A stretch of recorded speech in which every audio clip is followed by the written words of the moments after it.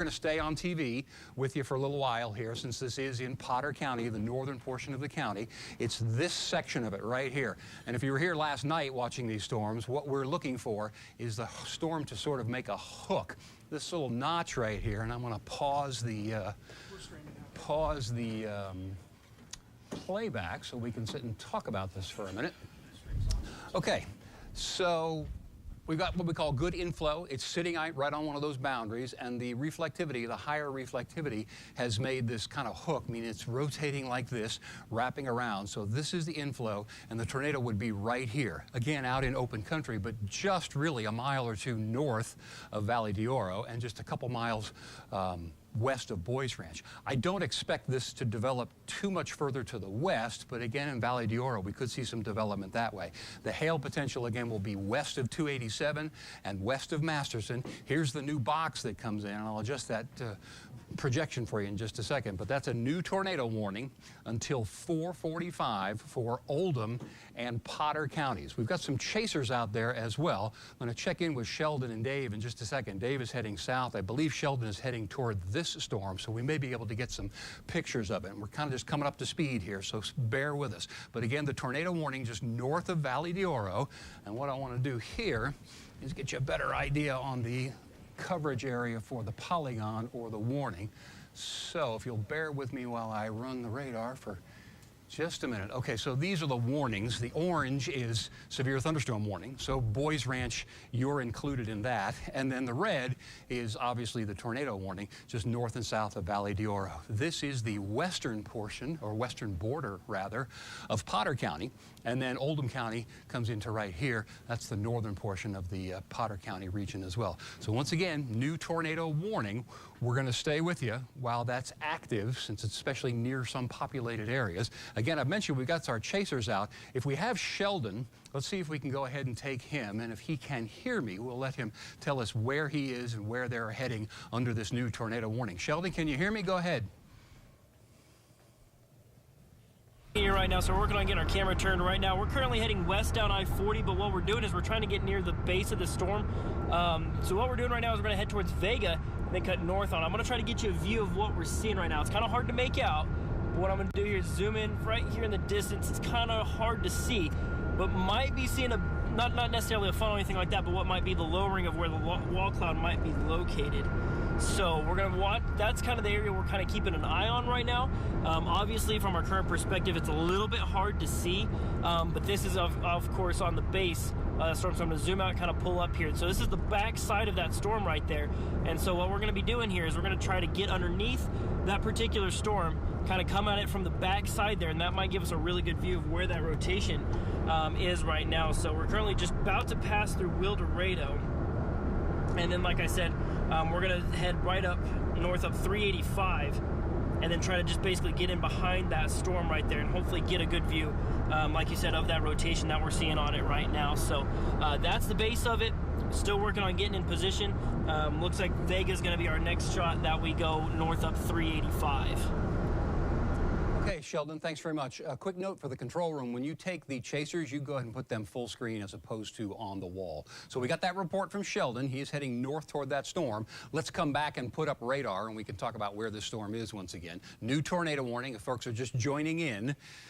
New tornado warning until 4:45 for the western portion of Potter County and a small sliver of the eastern portion of Oldham County until 4:45. The rotation part of this storm is right here, just north of Valley d'Oro. We got a couple of things going on that we're going to need to watch. The hail potential is north of Valley d'Oro. Wherever you see this red rather and the pink color, that's hail potential, and golf ball size hail certainly not out of the question. So there are any farmhouses out there southwest of Masterson, south of Masterson, and along 287. And you can already see the rain starting to come toward 287. So southward from Dumas, northward from Amarillo, if you can avoid that, that's a great idea. You're not in the tornado area there, but it's going to be extremely heavy rain and the potential for some large hail.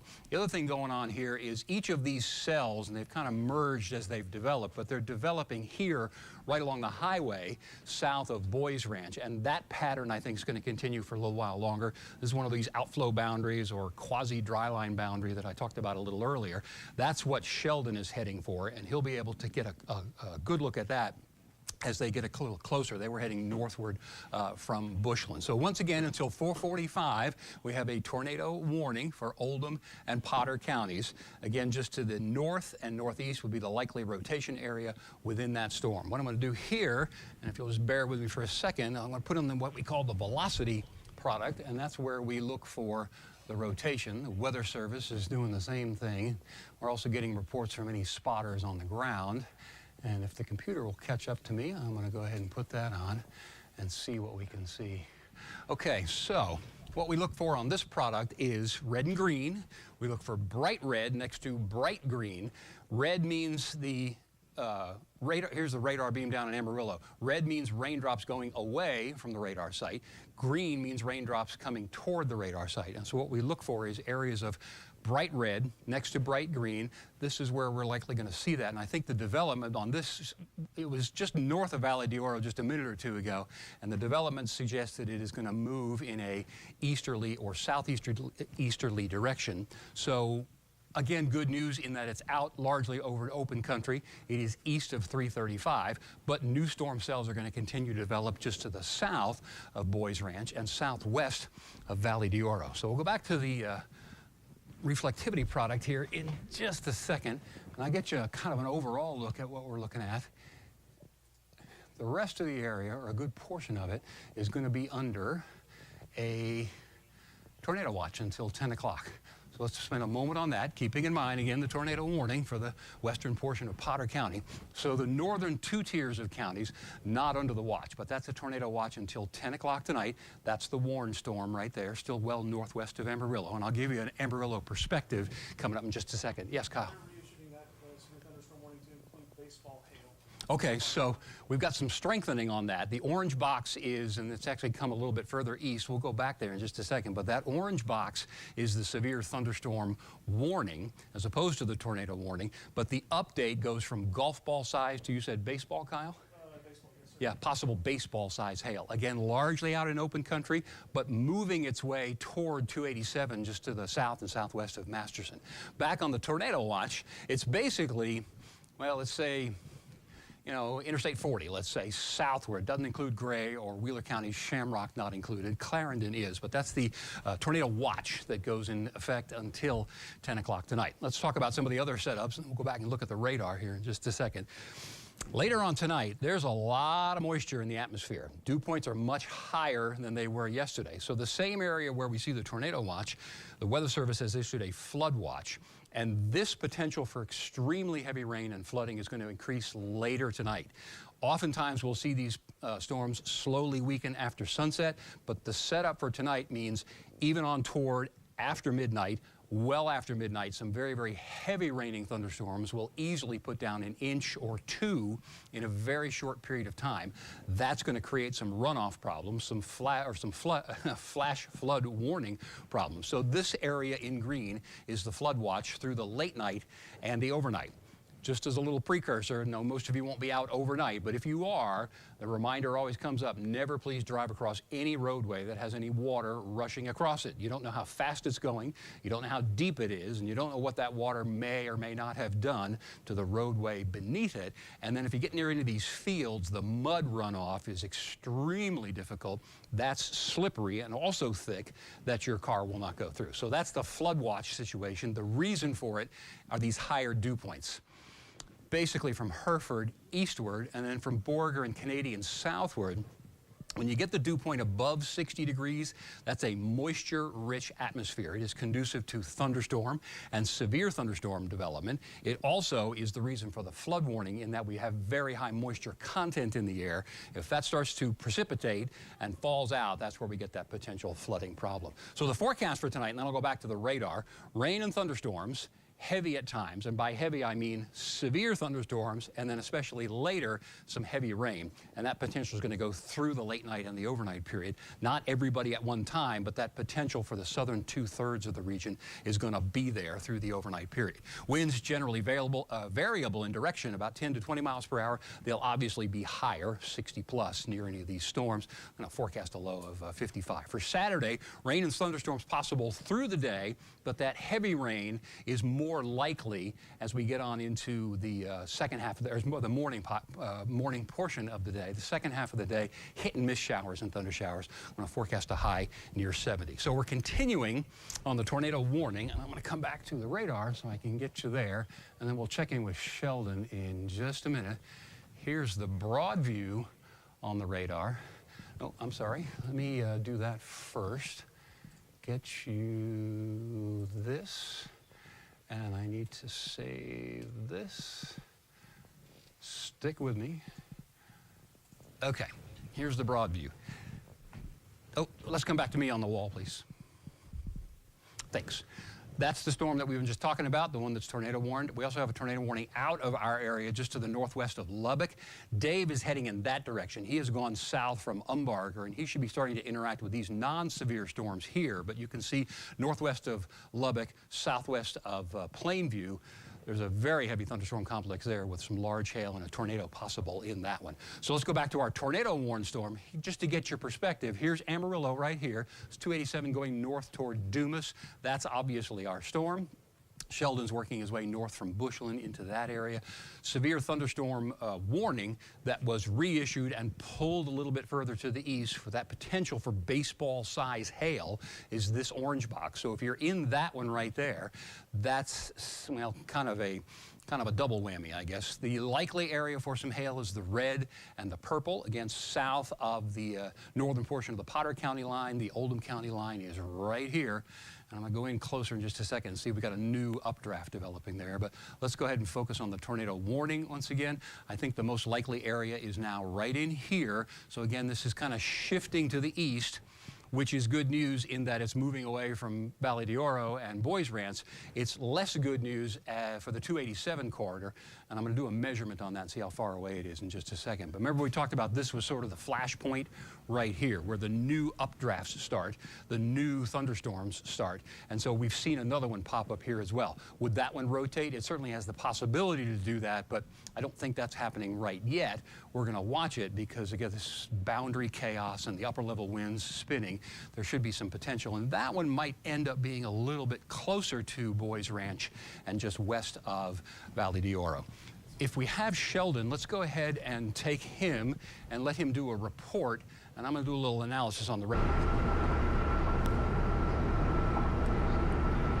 Yeah, Kevin, right now we are currently about to exit here in Vega. We're getting ready to go straight up 385. So, of course, going after that tornado warned storm right now. But one thing you can kind of see, what you see on my feed here, is that's kind of that rear updraft that's really starting to kind of fire up right now. They're on the back side of that storm. That's going to be the first thing we get to before we actually get to where that more significant rotation is. But you can kind of make out this shelf that we've got right here. You've got some lower level clouds right here. You've got what we would call scud clouds there below.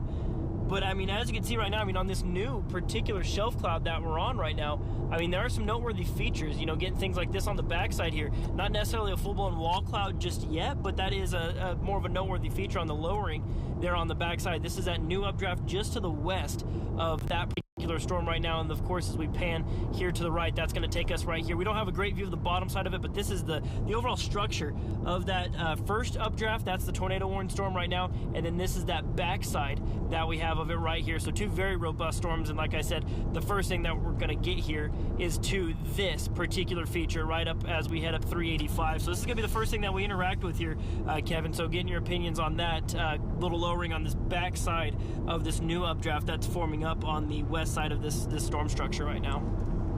Yeah, Sheldon, we were just talking about that. That's sort of the initiation point for these updrafts, and I think we're going to see that for really a good bit longer here through the late afternoon and even into the evening. But that's sort of a kind of a chaos boundary intersection area where we're going to see some new initiation one after another, and then we'll see if they have enough stuff to start to rotate.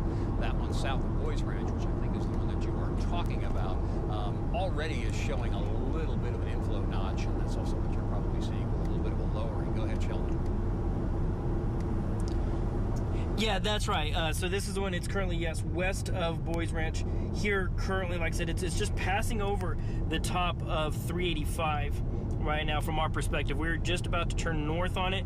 So I would say it's, you know, it's closer to just southeast of Channing here currently. They're along 385, so basically just on that stretch of 385 in between those two communities. Right now, I have to pardon us, is getting some buildings and whatnot in the way here right before we're about to turn to the north. So working on getting in a better position right now, Kevin. But yeah, we're going to be getting a really good look at these low rings probably just here in the next few minutes or so.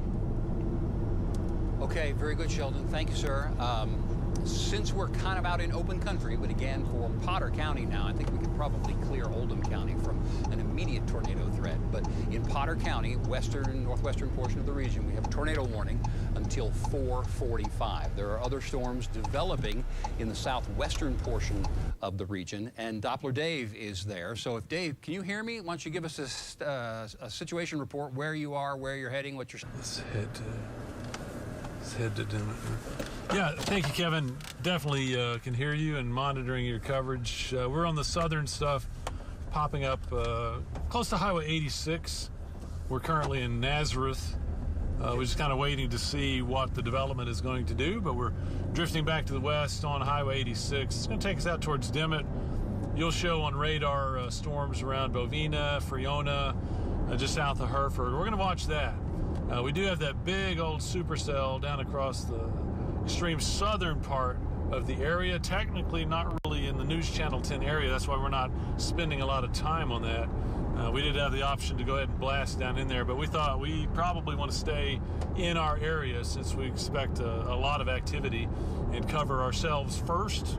And then if need be or not much is happening, we'll go to the other stuff. But we can say around Highway 86 and Highway 60, Bovina to Friona, Hereford, Dimmitt, that area. We're going to focus on that over the next hour or two and see what develops there. Again, Sheldon's on the big storm up by the Canadian River. We do have an eye down to our south, and we do have intercept crew. John Doherty down has been videoing tornadoes, but just outside of our area. So we're not really focusing on that. You can bet though, should something around Friona, Bovina strengthen rapidly, we will be on that. So you folks just stay tuned. Already lightning threat there, but the conditions are ripe, as Kevin has been detailing. We have the environment for rapidly developing, rapidly intensifying storms, rotating storms. That's why I have the tornado watch. It does include Amarillo. Right now we don't have storms impending on the city, but we got a long way to go this evening. So we just want to let you know that we are out and about. We'll cover the storms as long as we have a threat in the area like we have the last few nights. It's been a very active pattern here for the month of April. Tornado watch, we're on it down around Friona, Bovina. Kevin, we'll send it back to you. Okay, Dave, thanks very much. Please, thank you. Okay, some information on the tornado warning. It is still in effect for Potter County, but as we discussed just before we went to Dave, the primary rotation area here has gone east of the county border. So they have trimmed the tornado warning polygon and trimmed Oldham County out of it. So in Oldham County, including areas around Boys Ranch, you are no longer included in the tornado warning. Valley d'Oro officially still. If you had gone to your safe place, if you're listening, I do think the rotation area has moved to the east of you or east to northeast. So a cautionary clear in Valley d'Oro. I think it's okay to come out. Still pay attention and be listening, because we've got this new cell, this new updraft. That's the one that Sheldon is heading for. But again, the update is Potter County is now the only one included, not Oldham County in the tornado warning. Now, this is 287, and I drew this line just a minute or two ago. So I measured it out at about 9 miles away. It's moving eastward at about, pretty slow, I'd say about 10 to 15 miles per hour. So it's got some time before the rotation gets to 287.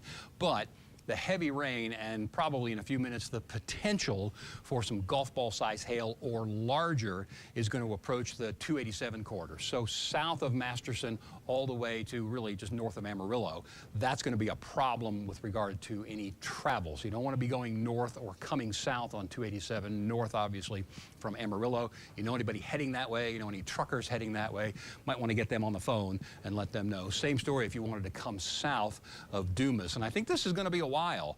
Even if this cell moves across the highway and moves on, we can turn our attention again to that one.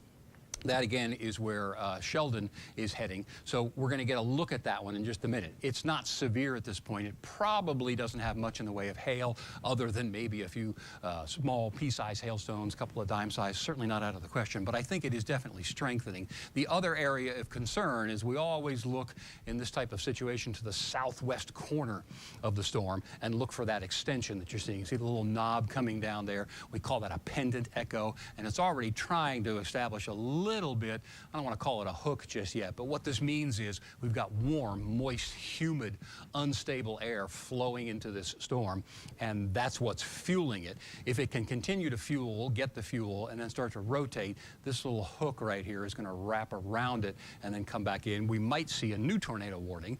Not yet, but that one would be closer to the highway, to 385, so that's obviously a problem there. Rest of the region, our region, is still fairly quiet at this point. In fact, let me see if I can back up, get you a broader radar view, and we'll kind of prep ourselves for the rest of the night. This little snaking light green line here goes up into here. There's another one here. There's an extension right there. These are these boundaries that we were talking about. Sometimes it's the dry line. Sometimes it's something we call an outflow boundary. But that is what has set ourselves up for the tornado watch that's in effect for tonight. I'm going to go forward and see if I can get to that map and let you know. We're going to talk about preparations for the rest of the night and the rest of the region. I'm just kind of racking through my graphics here. Stick with me. Okay, so here's the tornado watch until 10. So let's think about some of this now. And this does include Amarillo, Canyon, Hereford as well, eastward toward Clarendon, and then westward toward the New Mexico border. So let's go ahead and think for a couple of minutes, since we've got an active tornado warning. Wherever you're going to be tonight, or late this afternoon, start thinking about where you want to go in the building that you're going to be in. Think about your tornado plan. Obviously, storm shelter, if you have one. It's much, much better to start thinking about these things now, as opposed to when you get a tornado warning or you hear something approaching and your brain goes crazy. Let's think about it now. So first, storm shelter if you have one. Otherwise, first floor, lowest floor of the building that you're going to be in. You want to be in a small room toward the center of the house, like a bathroom, hallway, or closet. That would hopefully have no windows in it because it's toward the center of the house. The benefit there is you're going to put as many walls between you and the outside if things start flying around, and then a smaller room has more structural integrity. It's also going to hold up the roof. You don't want to be in the big living room because the ceiling may come down on top of you. So that's why you get into a small room, bathroom, hallway, closet. If it's the closet and the vacuum cleaner's in there, maybe go ahead and think about pulling that out now or ahead of time so you can get in there quickly. You also want to bring something to cover up your head. A lot of head injuries happen in tornado incidents, and so bicycle helmets, football helmets, anything like that. Cover your head as a last resort, even the pillows from the couch, as long as you have something to cover up your head in your safe spot. You also want to have some strong shoes. And a lot of evidence over the past couple of years and a lot of the research showing, okay, especially if you get into the evening hours, if you have come home, you've kicked off your shoes, or you got on your flip-flops, and then there's damage around, what you're looking at in that case is walking over splintered wood, sticking out nails, broken glass, things like that. So I'm not saying you have to put those shoes on now, but know where they are in case we get into a little greater development for later on tonight, which I do think we're going to probably do. Also, a jacket's a good idea, and anything you want to have with you, medicines, prescriptions, things like that, just keep them close by as we go on into the evening period tonight. We'll go back and check the radar in just a second. I talked a little while ago about the potential of flooding for tonight. So the southern two-thirds of the area under a flood watch, a lot of that's going to come late night on toward and past midnight and even overnight. I might get a chance to show you the model here in just a couple of minutes. Okay, let's go backwards on our show here and keep up with me. We're going to go check on the radar and the status of that storm. And let me go and do so. Oh, we got a nice little hook there. So it's about to travel out of, and just give me a break, give me a minute while I check in with the Weather Service and see what kind of analysis and reports that they are giving us. Okay, they're going to extend that. They're drawing up a new, I'm assuming it's for the tornado because, and I'll explain why in a second, but I think it's going to be extended further east. It'll still be north of Amarillo, but probably include the 287 corridor, which is largely, you know, out in open country. So the tornado warning at this point continues to 4:45. I bet that's going to be extended, and that's all from the Weather Service. So let me talk about where we are here. It's moving to the east. So now we're talking about the hook that is right here. Here's our inflow notch. That's feeding the storm with warm, moist, humid air. And then we still have that rotation. And it's right on the edge of that box. So in a minute here, or less, we're going to see the polygon extended to the east. That continues to kind of clear, will officially clear, I bet, Valley d'Oro. And I think you're okay in your spot there. So let me let this pause for a second. And I want to, again, look at our velocity product. And bear with me while I change some of these settings here. Okay, so the big green blob next to the red blob, that's our rotation area.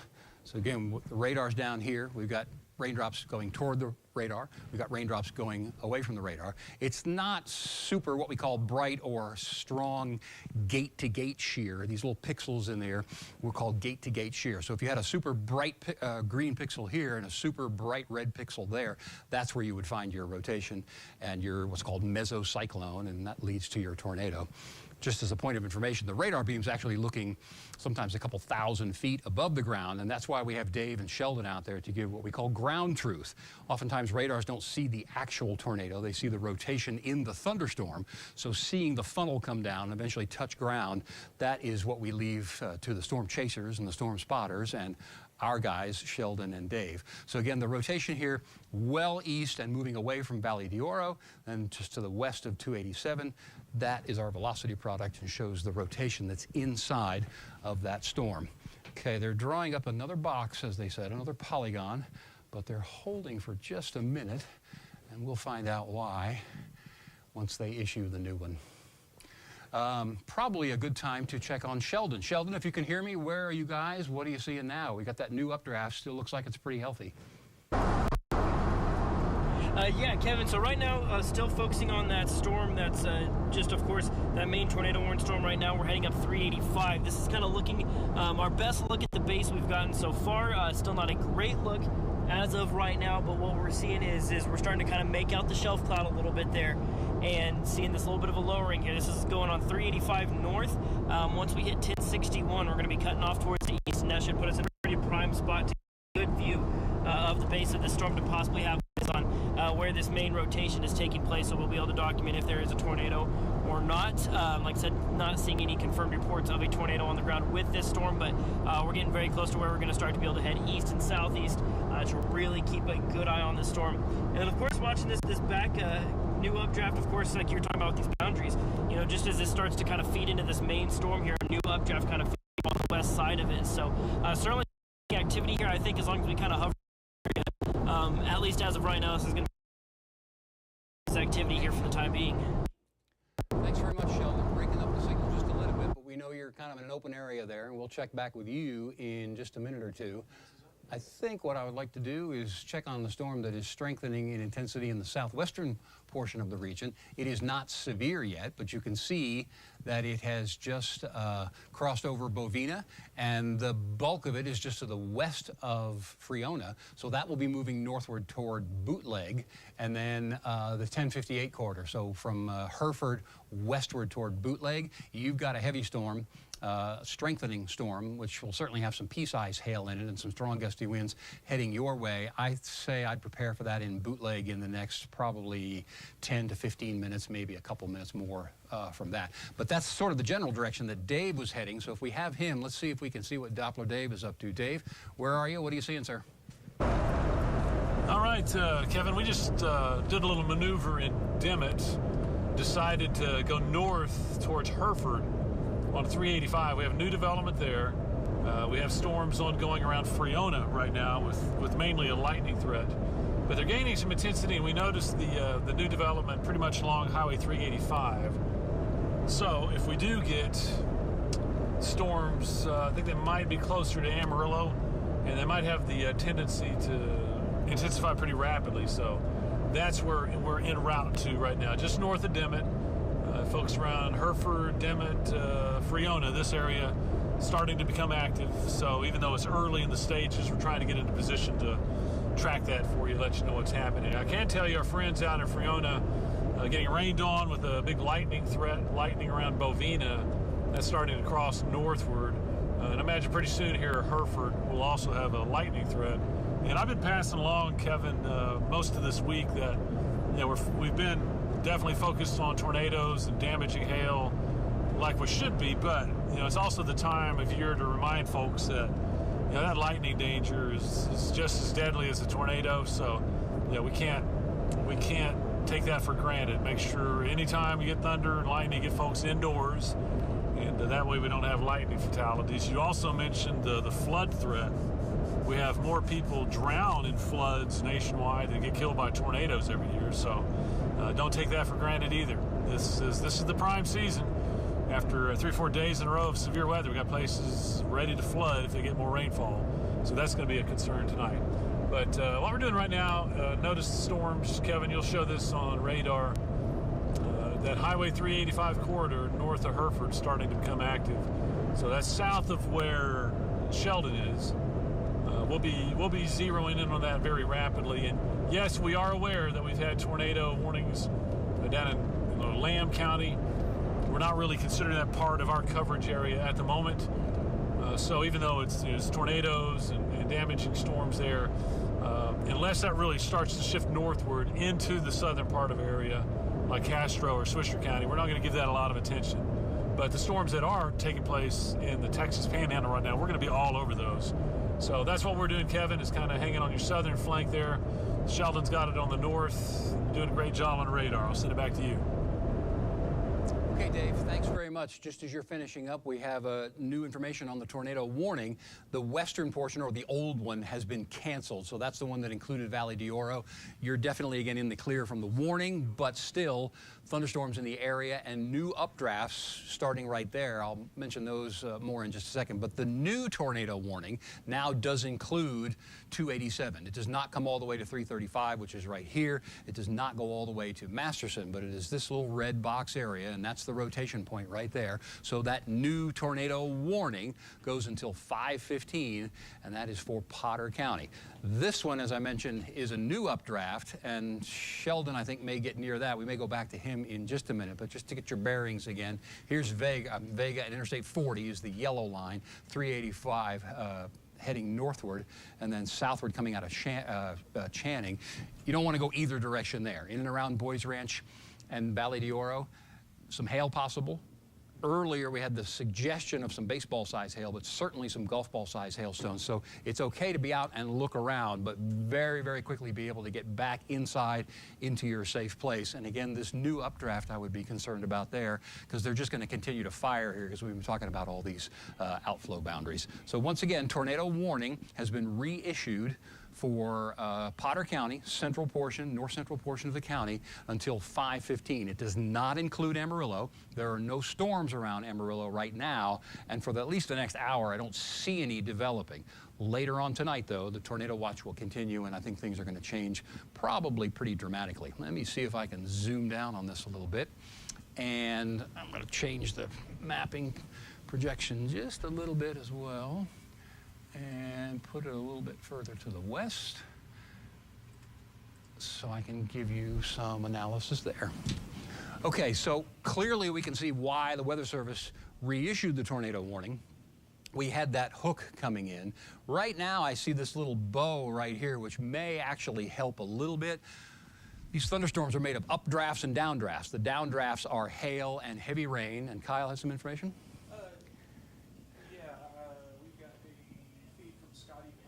Okay. He's on that north storm, so you're going to see my face, but here's how. Okay, perfect. Let's take a look at that. Okay, so I'm going to say do we have a location on him yet or no? He's on that north storm.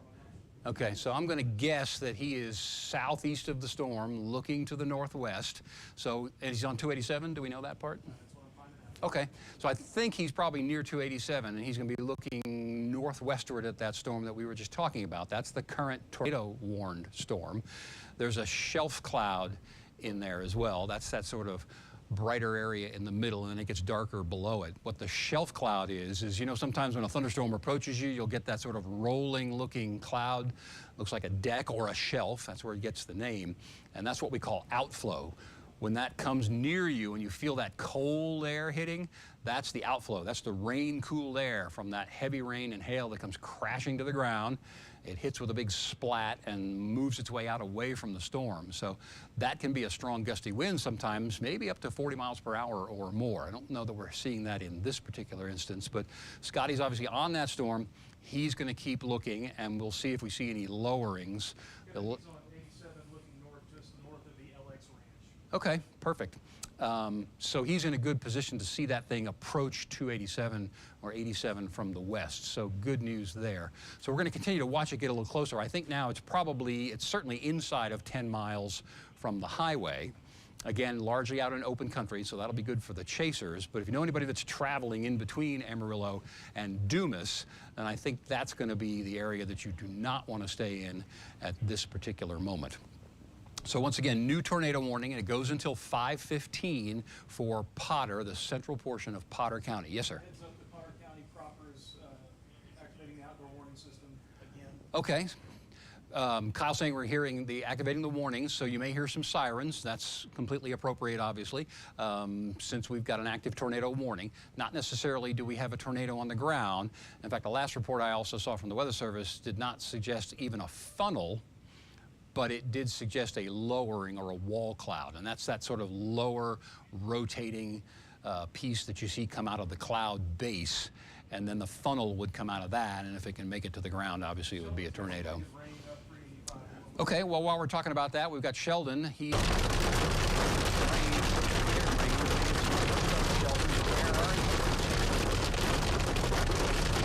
Yeah, Kevin, so we are currently on 1061. We're just east of 385 Junction, heading towards kind of the east-southeast right now. So far, we've just seen some really heavy rain. Haven't seen any hailstones yet. It does look like the heaviest part of the hail core is just to our, looks to be just to our north. Trying to make out some clouds right here. Of course, the rain making visibility a little bit harder. But we're pushing in, trying to get close to the storm. Oh, there we go. We got pea-sized tail now. We got pea-sized tail here.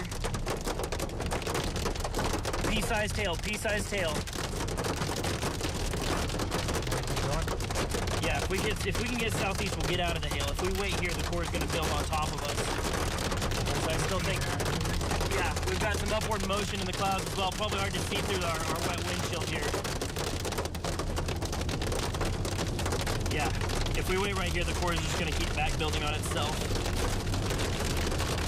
If we can push through, don't get us in trouble fast-wise, but if we can keep going south, we're going to get out of the hail core.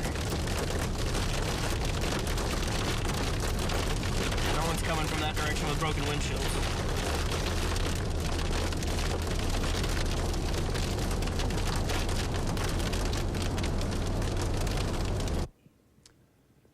Okay, Sheldon, thanks very much.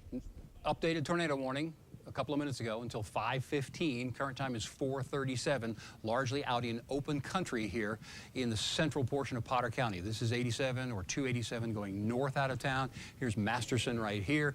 I haven't mentioned the hail potential in a minute. That's going to be over the highway as well. Hopefully nobody's driving into that, but we had the potential there for golf ball or bigger size hail, and that's obviously not good news. Another hail just north of Valley d'Oro right there, and another cell developing to the southwest of that one. Shelby, why don't we pan the view out a little wider so we can get folks in Amarillo a perspective of where we are here. There's Amarillo right there. This is 287 heading north out of town. This is the loop right there. So this is our primary concern area, and this is the danger area right now. Let's talk about this one. Shelby, can we go to the orange one there? Thank you. That's another new updraft. Now it flared and then weakened a little bit, but that's still our initiation point, and that's going to give us cell after cell over the next few hours. So this is 385. This one, as I just mentioned, just north of Valley d'Oro, but the new updraft looks like it's maybe weakened a little bit, but as we saw last night, they'll weaken and then recycle pretty quickly. So we need to watch that one. But my point in bringing it up is it's a new severe thunderstorm warning, so the potential for the hail and the strong gusty winds are there. I do believe that one will stay south of Boys Ranch. So for the moment, Boys Ranch, I think you're in pretty good shape. Let's pan out to even wider. Let's get maybe the whole DMA, Shelby, if you can, just to see where we are and what we're heading for. Let's go southwest of Hereford, please, and that seems to be the storm of choice, and that's where Dave is kind of trying to maneuver. In Bovina, you had that rain and maybe a little bit of hail come through. That's done. You're safe for the next hour or so, but other storms may develop a little later on tonight. In Friona, the heavy rain and the hail has stayed just to your west. Same story with Black. Anywhere along the 60 corridor, we're okay for the moment because the storm has moved north of there. But the hail potential is going to move toward Bootleg here in the next 10 to 15 minutes. I don't see big hail on that one just yet. There's no severe thunderstorm warning on that one yet, no orange box on there. So I think we're probably smaller than 1 inch, but do know that it is coming. And that will be on the highway near either side of Bootleg. Especially, it looks like, let me see the trajectory on that. That looks like it's heading right toward Bootleg. So do know some rain will pick up. It shouldn't last too long, maybe 15, 20 minutes, but there would be some hail in there as well. Okay, maybe go a little north, Shelby, and see where we are. Got a couple smaller cells trying to develop, and nothing too heavy there, but that one just west of 385. There's Vega, there's 40 right there, there's Sims, so that one is developing as well. Any of these are going to have the potential to develop into a severe storm. They won't necessarily all do it, but as we go through the rest of the afternoon and then into the evening, there's a couple of things going on. In fact, go back to the DMA if you would, Shelby, and we'll just kind of talk broad scale. We had a bunch of boundaries around, as I mentioned, so the potential for storms to develop over the next few hours is certainly there. We haven't had a lot of what we call upper support or lift so far today, but what has happened in the past couple of events, we have what we call little disturbances or short waves in the higher levels of the atmosphere. You get several thousand feet up, and we see another one that may come from New Mexico later on tonight. That's going to start to lift the atmosphere much heavier or much greater than we're seeing now, and that's what's going to lead to our potential for some flooding rain problems as we go on through the late night and the overnight period. In fact, a little further south in the show there, Shelby, we got the green, the flood watch map. We can show that one since I was just, no, it's another scene further down toward the bottom of the scene stack there. That's the flood watch, thank you very much. So all the counties in green, basically the Interstate 40 corridor southward. And I mentioned a little earlier, but you know, a lot of times these storms will get to and just past sunset and start to weaken. Let's not anticipate that. Let's anticipate the opposite later on tonight. Heavy raining storms may cause this flood problem. We could get 1 to 2 inch rainfalls in a very short period of time is certainly possible. That's going to cause a number of runoff problems. Kyle, yes, sir. Kevin, Mike from the Weather Service is saying the storms on the backside, like you're saying, the Boys Range are weakening. They're going to trim that severe thunderstorm warning. Okay, very good. Thank you very much. We'll go back to that in just a second. One scene back up is the tornado watch, Shelby, and then we'll go back to our radar scene once again. Once again, just to remind you, southern half, almost 2/3 of the area with a tornado watch, and that goes until 10 o'clock tonight. We can go back to the radar scene, and you can pick almost any one of those, Shelby, and just kind of zoom in wherever you get to. We'll go back to our tornado. There we go. So what Kyle was just telling me is the back edge of this polygon is being trimmed this way because the rotation area is now moving further away from the back area. So what they'll do is sort of trim that. So Valley d'Oro, I'm sorry, you said it was the severe thunderstorm warning. Let's go just a little west. Okay, that's what we're talking about here. A little further west, Shelby, south of Boys Ranch, and widen out just a hair. This orange box right there had gone back to the west of 385.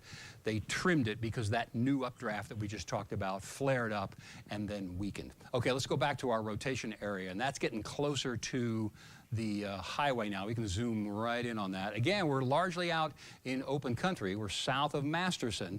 Do you know how to pause that on now at the upper part? Let's just leave it there for a second. And do you use the measuring tool is there and there. And then you click on, well, in this case, right there, and then to the highway. Click and hold. Yeah, so we're now just a couple miles from the highway. Do we still have Scotty? We do have Oh, let's do Scotty because that's what he's looking at. So it's obviously moving east. I'd say it's within 10 minutes, 15 minutes of at the outside of going across the highway. Okay, thank you. So this is Scotty Vanderford, one of our chasers. That's a pretty good-looking shelf cloud there. We don't see any lowerings right now or any wall cloud. We certainly don't see any funnel, but he is looking and scanning the skies, just giving us this feed for right now. So this, again, is the tornado-warned storm, And that warning at this moment goes until 5:15. So that's another half an hour, which sort of speaks to the slow movement of the storm. But again, at just maybe 15, 20 miles, probably 15 miles forward speed, it's going to cross the highway, I'd say, in the next 10 minutes or so. Yes, sir. Let's check in with Sheldon. Okay. Sheldon's getting close to, I think, probably the Boys Ranch region. Let's go ahead and check in. Tell us where you are, sir. What do you got? Yeah, that's right. So road-wise, we are on at 1061. We just passed Cerrito Road. What we're seeing here, the camera's pointed, that is pointed off towards the east. So just due east of our location. That should be the main rotation of this particular storm right now, which we had more of what I would say was a discernible wall cloud earlier. Not really seeing anything quite as discernible anymore on that front, but of course we are seeing a handful of low rings around. As you can see, this low ring here off in the distance as well. I kind of wonder, can we get on that road? Might see that low ring right there. Honestly, that might be if you can turn around. So we're gonna try and get a better location to see these, because right now what you're seeing on our camera feed, this is pointing due east, should be on the key point of that rotation here right now. So we're gonna try and turn around here, try to use the road network to our advantage here, try to give you guys a better look. There. Yep, got lots of rising motion right in here. You can kind of see some horizontal rotation with that on that scud being pulled up into the storm. Yeah, Sheldon, give us some context, because we've been talking about the boundaries there, the quasi-dry line. We've got some outflow boundaries there, and storms like to form on boundaries, but they can also create some havoc with the wind, which means you get multiple things going on within a very short distance. But that makes it, number one, hard to chase, and number two, hard to kind of guarantee what you're seeing or count on what you're seeing. You want to comment on that? Yeah, I mean, definitely. This has been a tricky one to chase for sure. I mean, what you're seeing here on our feed, as we're going to kind of pan around a little bit, I mean, this is a lot of motion in these storms right now. There's got a lot of motion going on. It's really hard to pick out, like I said, because of this boundary interaction, to pick out just one clear spot of rotation. You know, typically with storms, you have this one area that you focus on, that you see that key part of rotation, where this one, there's so much motion happening in different places. It's making it a bit tricky for sure. But what we're pointed at is looking off towards the east here. You can kind of see where these clouds are being pulled up into the storm. So we think this could be some key rotation here right now.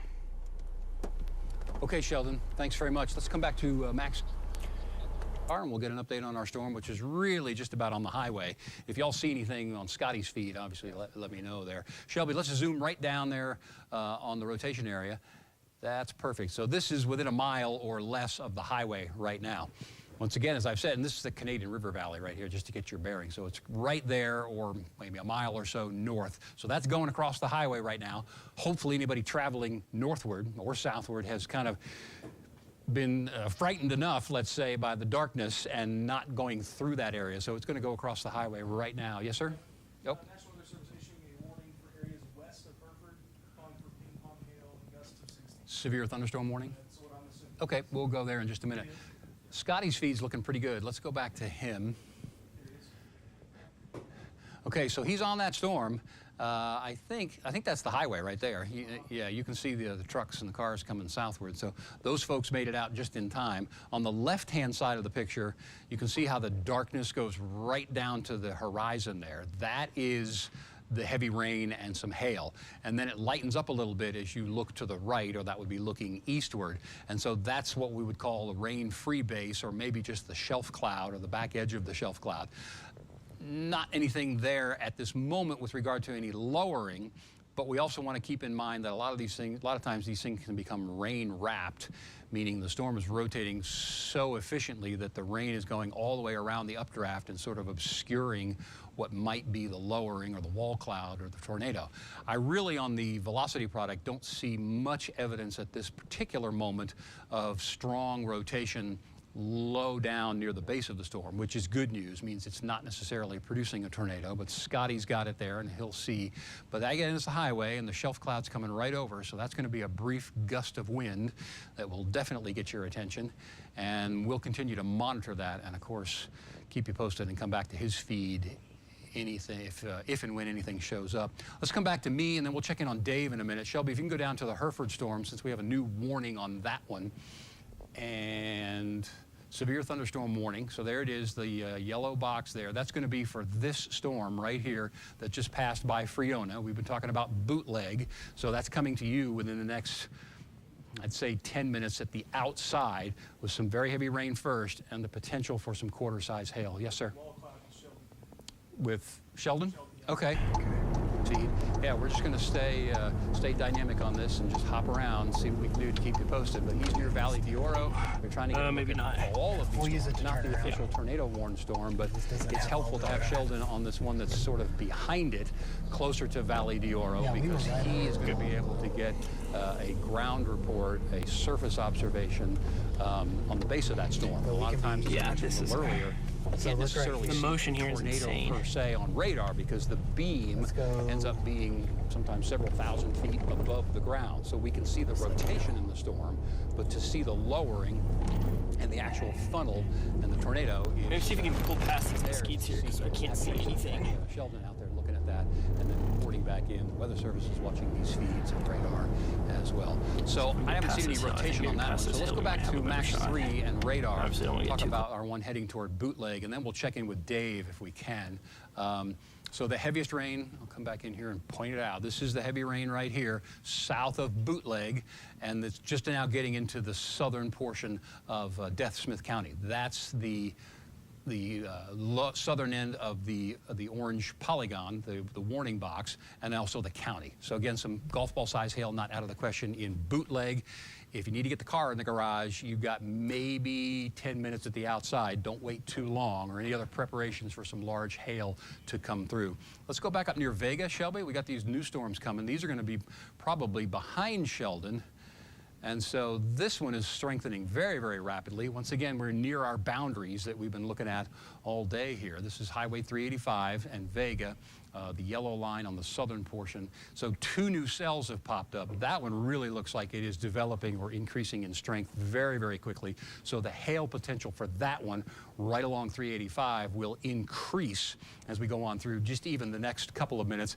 Maybe Shelby pan down southward just a little bit so folks can see the highway and get a bearing on that. There's World Radar right there. There's Vega. You can come back north to the storm.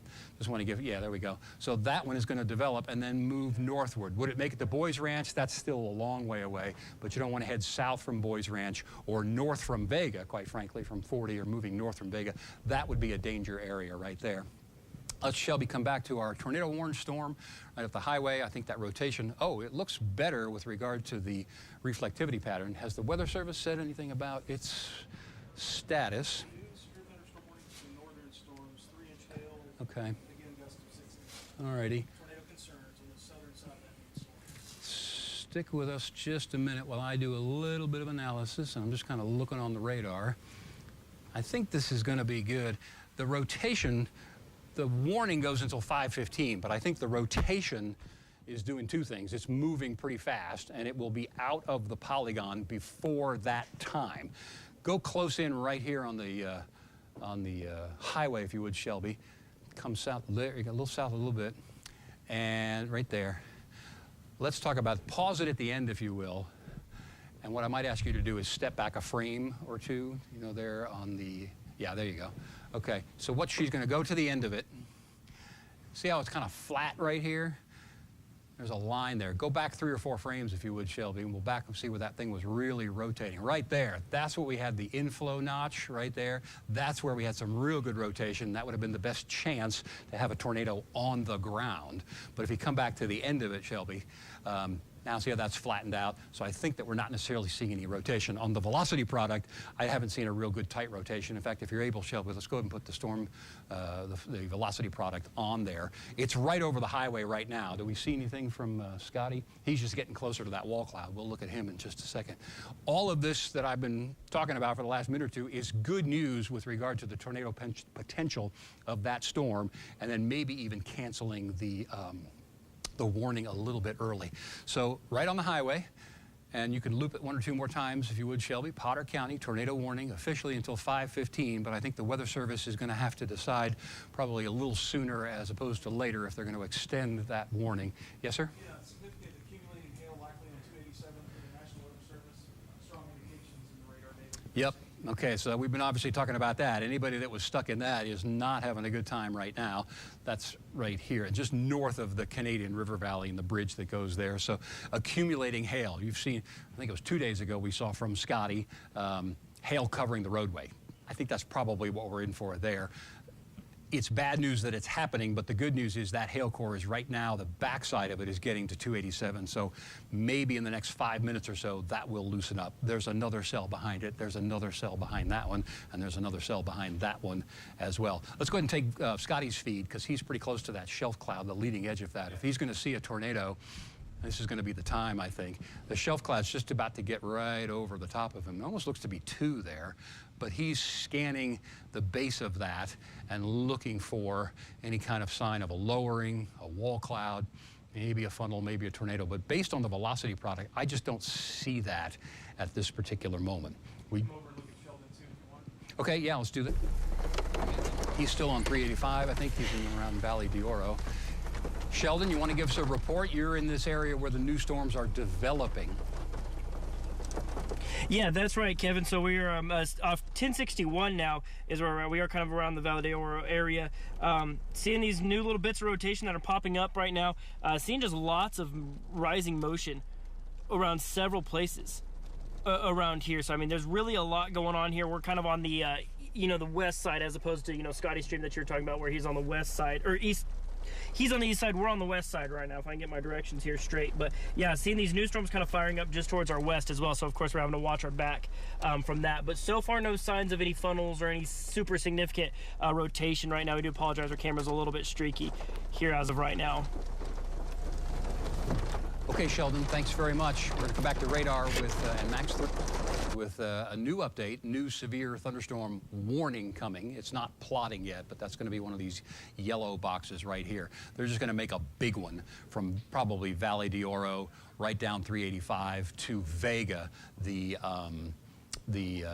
yellow line there is Highway 40. So again, a new, not tornado warning, but a new severe thunderstorm warning will pop up there in just the next couple of minutes. And the primary threat is going to be that large hail, golf ball or better, along the 385 corridor, and obviously some strong gusty winds with any of these that could go to potentially 60 miles an hour. As I look at them, I don't see any significant rotation. There is that potential. They all kind of develop what we call this little knob on the bottom. You can kind of see it right there, a little pendant echo. But then we watch that. That's sort of the indicator that say the storm is saying, hey, I want to start to rotate. If it goes from there, we obviously would watch that, but I don't see anything particularly strong with regard to rotation right now. Let's go back to 287. Again, we've got a report of some hail covering the roadway just north of the Canadian River and the bridge that goes across there, so travel is going to continue to be tough there. That will eventually move east of the highway. This is the eastern border of Potter County right here, so from there, it's still probably at the current speed, 20 minutes or more from the border, but then the next highway affected would be 136 coming southward out of Fritch. Still the rotation potential in that one, but let's drill down right on the highway if we can, Shelby.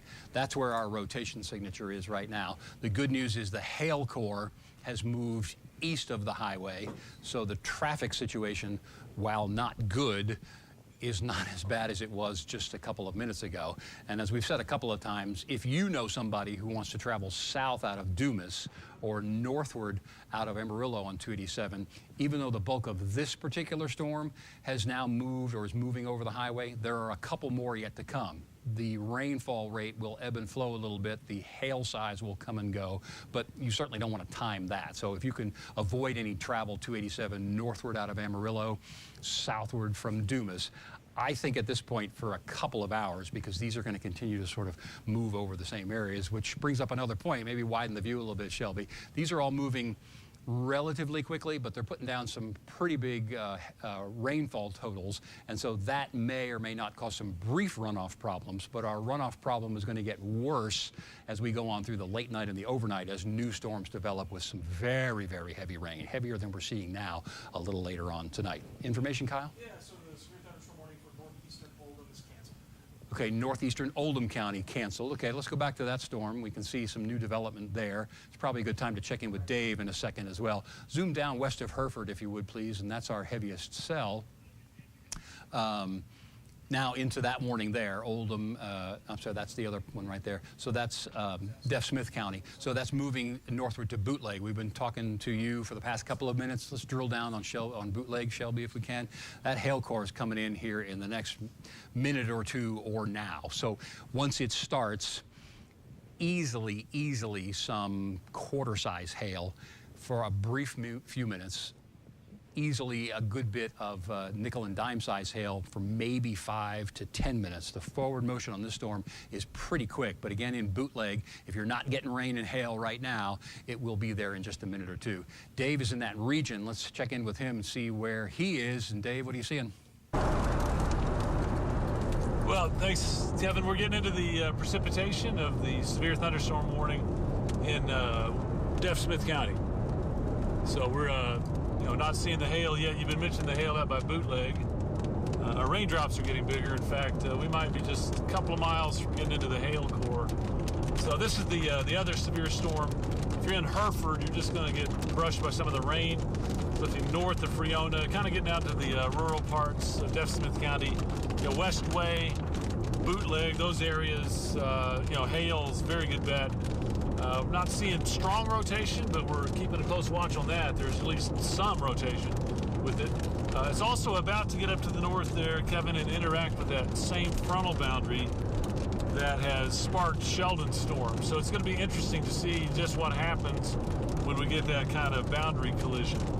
But just know this is a severe hailstorm. And again, be listening because we'll probably get into that here within a few miles, Kevin. If you need to get off and do something else, go ahead. But we'll be giving you good visuals on the heavy rain increasing and then probably the hail.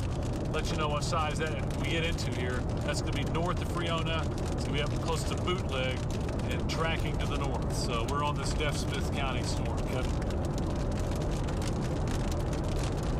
Okay, Dave, thanks very much. Dave is well placed later on this evening. We're going to see a much greater instability develop and new thunderstorms develop with some extremely heavy rain. That's what led to that flash flood warning possibility, or the flood watch for later on tonight. Yes, sir. Flash flood warning for basically northern Potter County shortly. It will include a little bit of Oldham. Okay, thanks. Let's go back to northern Potter County.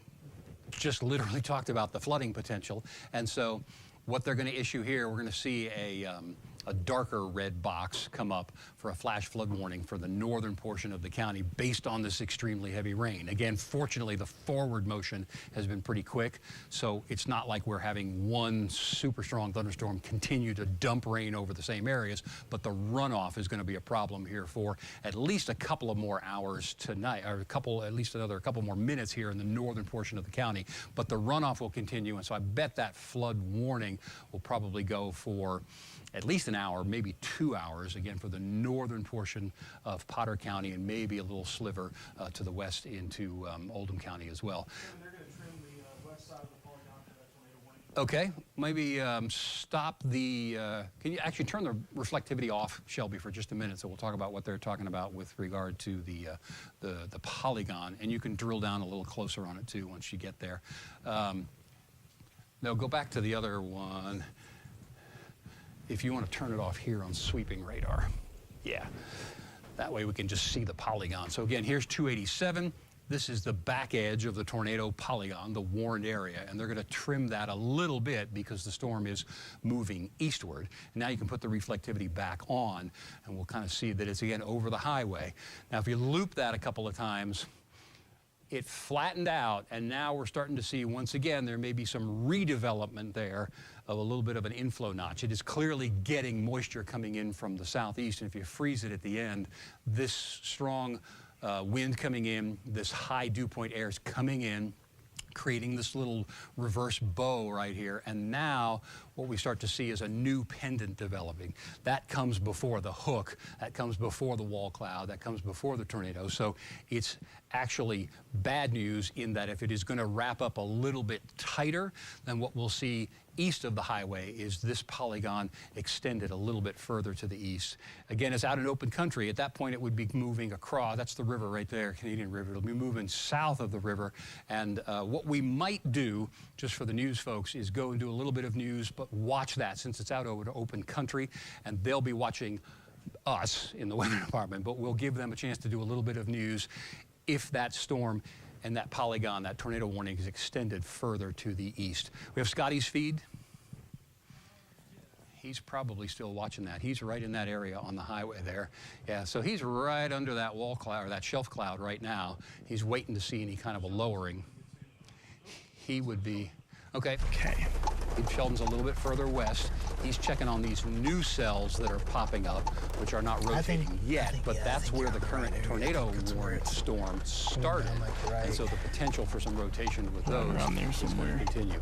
Okay, he's got an interesting looking lowering there. What he's watching for very carefully, you can see it a little better than you can on the camera, but you got your right turn here. Rotate. I don't think that one probably is based on my presumption. What I wonder is, but now what does it look like right at the crest of that hill? Sheldon? Right. This goes up more. Behind us? Yeah. Let's go Sheldon, south. if you've got us, go ahead and give us a report. We've got you live. We see that little arcing cloud that you're looking at there. You got your blinker on.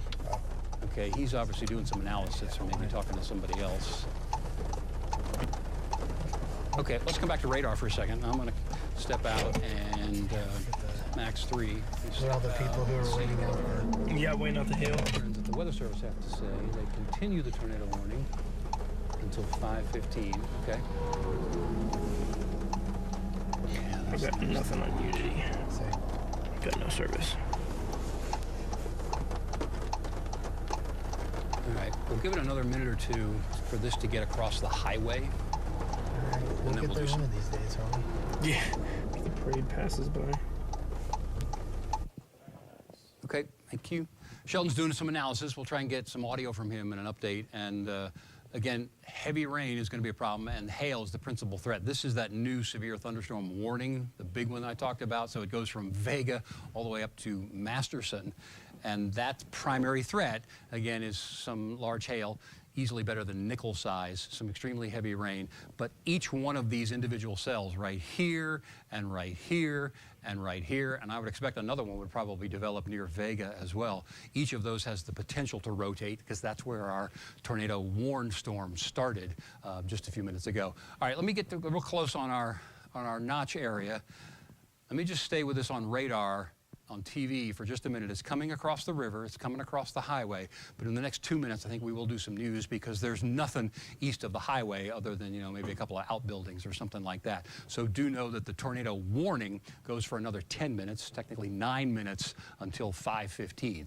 If something develops further or breaks, we'll let them know, the news folks, and of course keep you posted. So no travel, please, north of Amarillo, heading toward Dumas, or coming southward from Masterson or Dumas to the south toward Amarillo.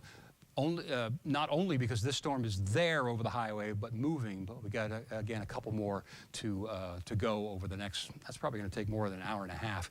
Quick check on our southwestern storm. That's going to be near Hereford if we can, and see what the status is there. That's gone over Bootleg, and the hail core has clearly increased in intensity. This little area I'll start to consider to watch. It's not rotating yet, but I'll keep an eye on that as it goes just to the west of Bootleg.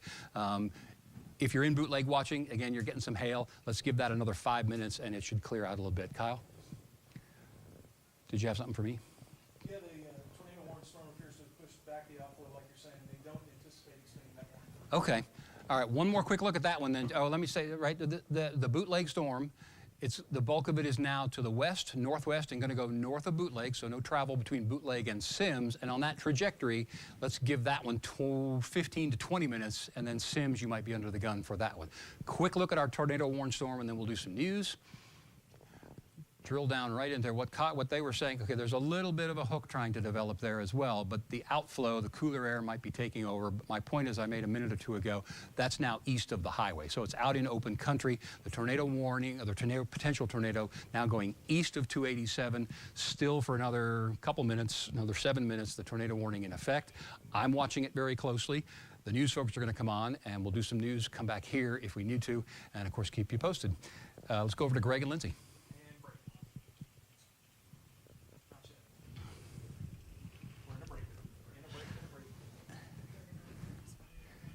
Yeah, that's clearly a hook, but there's no rotation associated with it. I find on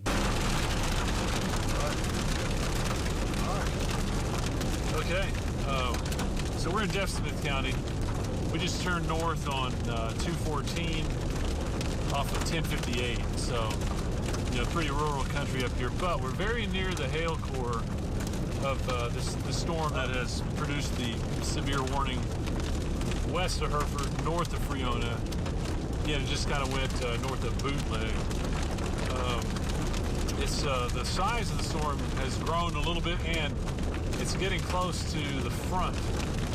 Same storm that, or the same boundary that sparked the storm up there where Sheldon is. So we're going to track along with this, and something tells me we'll get into some larger hail. You'll start to hear a little bit more coming up. So we'll try to get you some good visuals there. Once again, we're on 214, well north of Friona. We're on 214. It's north of Highway 1058. So, folks, you know, should this continue to track the way it is, folks in Adrian and Vega, we may be having a severe storm coming up your way. Oh, look at that. Still inflow wind. So right now, heavy rain and some hail.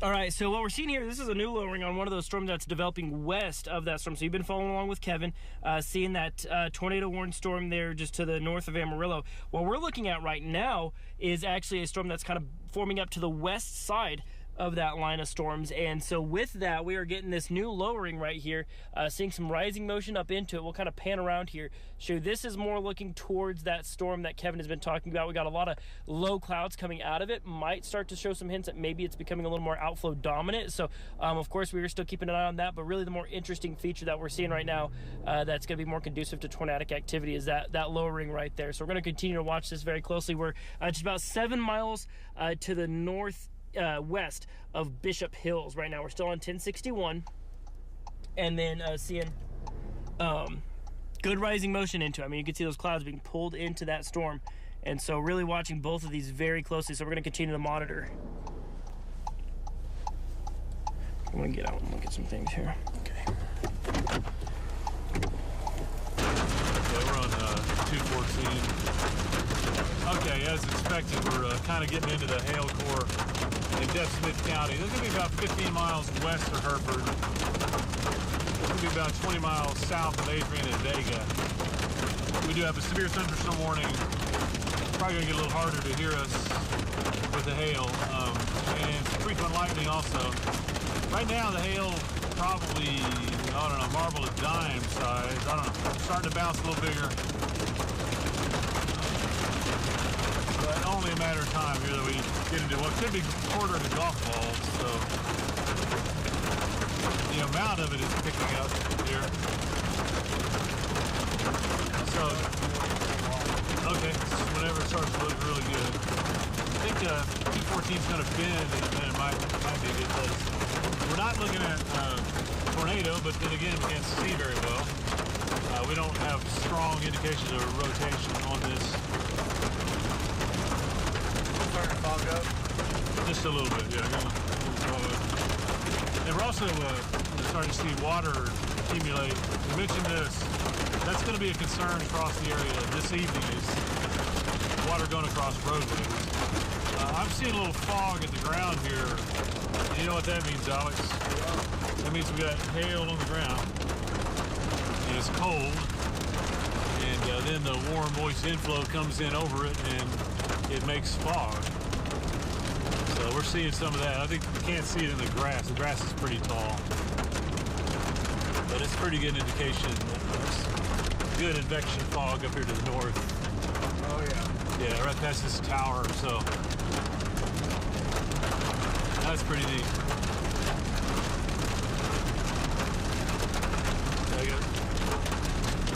Definitely hail on the side of the roadway.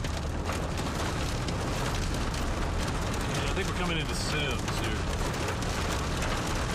Okay, great. So we're around Sims. Walcott, okay. So we just passed the Walcott School with heavy rain and some small hail right now. looks like a ping pong or a $5. All right, yeah, we're seeing some intermittent larger stones mixed in here. Also start to see a little bit more base over there. Every now and then we see a $50 or a ping pong ball size stone. But we're not seeing any lowerings or wall clouds. Of course, that would be right back here. Very low. Yeah, the cloud bases are a lot lower today. All week. Let me see, there we go. You got a good shot of the core right there. That's your big hail right up there. So yeah, this is kind of neat. That's only a few hundred yards off to our left there. See that dark shaft? There's some bigger stones, yeah. So the big hail is just across through here. Look like a quarter there. Yeah, I think it's gonna get noisy here pretty quick. Just on the edge of that hail core. Getting into it now. Cloud to ground lightning. Yep. Okay, this is the real deal. Now we're getting more hailstones than raindrops. That's a nice core to your left there. Pan the camera over just a little bit. Yeah, there's a... Okay. Okay, well, on the other hand, let's come back and... Yeah, that's the hail picking up. Getting kind of noisy. Oh. Yeah, that was... Just had, looked like a bouncy ball. That $50, yeah, it hit the ground, it bounced, I don't know, 5-6 feet in the air.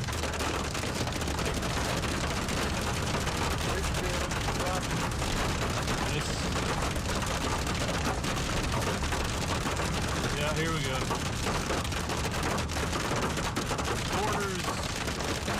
Quarters of ping pong balls now. Oh yeah.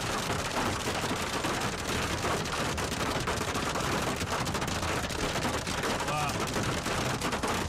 We're obviously reducing our speed here a little bit.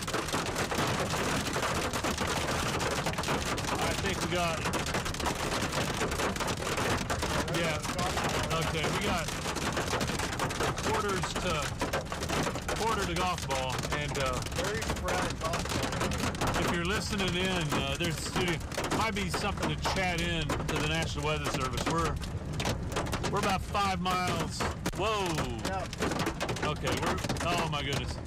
This is the real deal. 5 miles north of Walcott. Look at them. Oh wow. 5 north of Walcott, we got. These are ping pong. I can't record. But I can take a shot though. Close to 2 inch. Yeah, about 2 inches. Whoa, there's a big one. Oh wow. Yeah, this is quarter to golf ball. Can you shoot video? I can't on my phone right now because I'm on Unity. But yeah, damaging hail, no doubt. They're bouncing in the grass. Yeah, these are bouncers, man. That's why we have a severe thunderstorm warning. The roadway, wow. Whoa, that was about an egg size. Easter egg size. Here's one I want So we're not going to move right now. I'll hard hat. Yeah, I need the hard hat. I'll grab some of these. There's one right outside the door I would grab. Okay. All right, folks, only do this if you're equipped. So I've got a hard hat.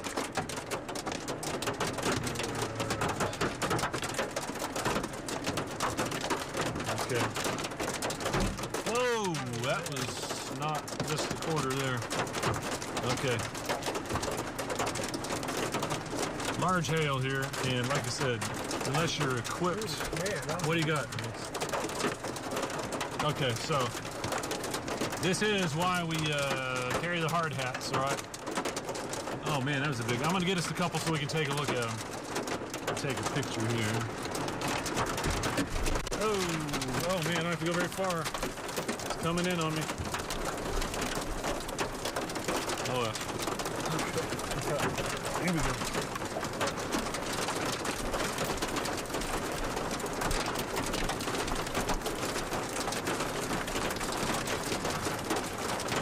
All right, I don't think I'm gonna beat these.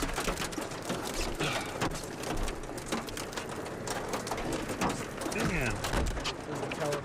Okay. So we got a handful of, man, those are bigger than $50. Those are right at ping pong balls. Probably some golf balls. Lots of hail. Kind of expected that. Okay. These are going back outside.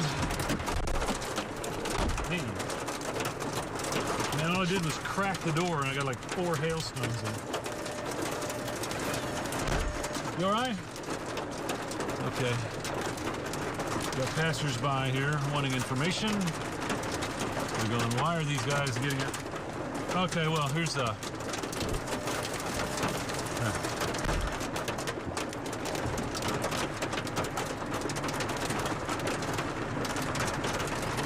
Does she need information?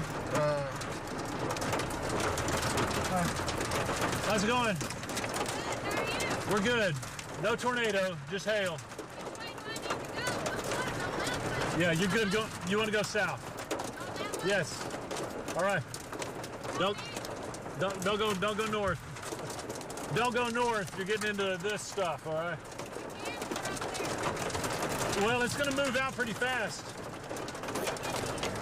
Okay, good luck. All right. I measured just shy of 2 inches right there. Okay, 2-inch hail measured. Okay, let's get back out to our hail.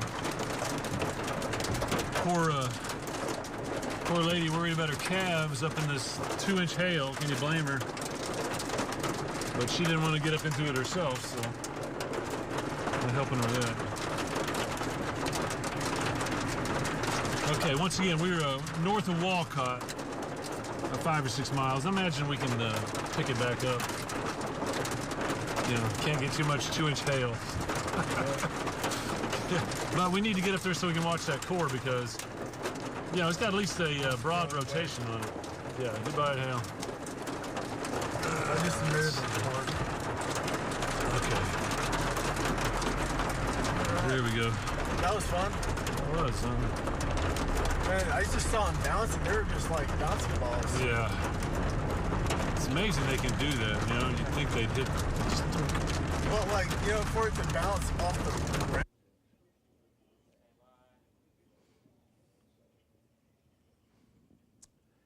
Okay, good news. Currently no tornado warnings, but we've got some large hail in some spots, and that's going to continue, and the threat for hail is going to continue into the late night and the overnight period as well. Doppler Dave is that storm near Hereford right here. He's just experienced some large hail. I think he can hear me. If he can, let's go to his location and see.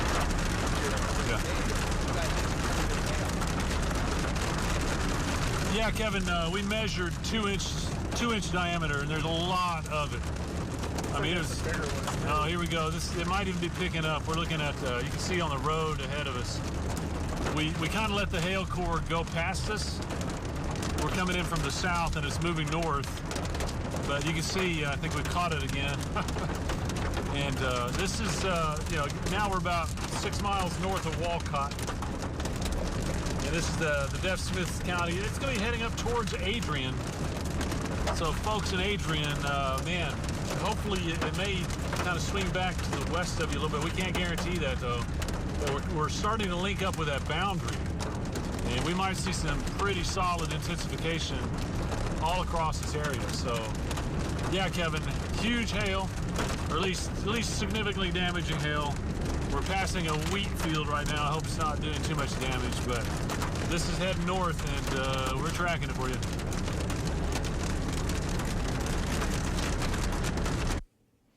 All right, Dave, thanks very much. Y'all stay safe.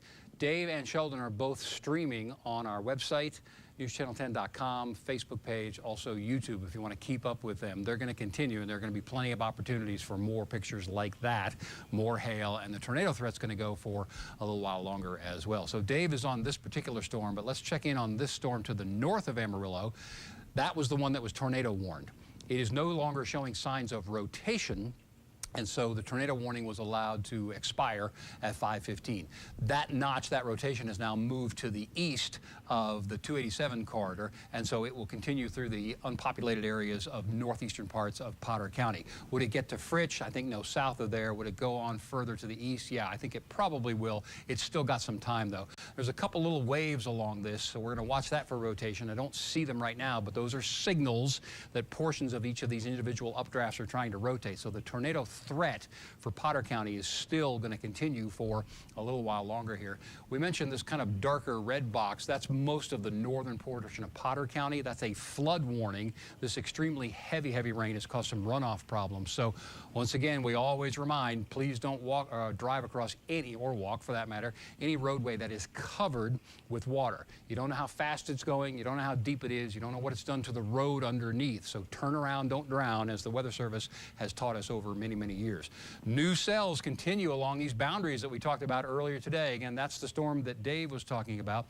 The bulk of it is going toward the just to the west of Sims, but it's going to be near and west of Vega along Interstate 40, and that will include Adrian. So in Adrian, let's start to prep for the potential of some hail. It's still a good 20-25 minutes away to your south, but it is coming on to the north. So what are we looking at for tonight? There's the tornado watch until 10 o'clock. Heavy rain potential will continue past that, but the severe weather potential for now goes until 10 o'clock. That includes tornadoes. I think we'll shift to more of a heavy rain and hail and wind threat as we get closer to midnight. That's still a long way off. So the primary threat, wind and hail right now, as we've already seen, tornadoes are possible. It is not a super high tornado threat. Let's call it sort of a medium tornado threat. It will continue for a couple of more hours. I mentioned the possible flooding. I'll show you that watch area in just a second. And much different tonight, we're going to get some upper level instability coming in late night and overnight. So the heavy rain potential, some of these storms could produce in a very short period of time an inch or two of rain. So that's the flood watch, but it's going to continue past midnight on toward daybreak coming up on Saturday morning. All the counties in yellow, tornado watch until 10. All the areas in orange, that is currently severe thunderstorm watches. 1-inch hail, 60-mile-an-hour wind gusts. North of Lubbock, out of our area, we still have an active tornado warning down there. This is the flood watch area as well. We're going to come back and give you an update on the radar here in just a little bit. No tornado warnings currently, but I'll mention our streaming again on the website, NewsChannel10.com. We've also got Facebook, our page there, and also on YouTube. Both Doppler Dave and Sheldon Brashears are out chasing these storms and producing some really interesting pictures. We'll come back in just a couple of minutes here at News Channel 10. Okay,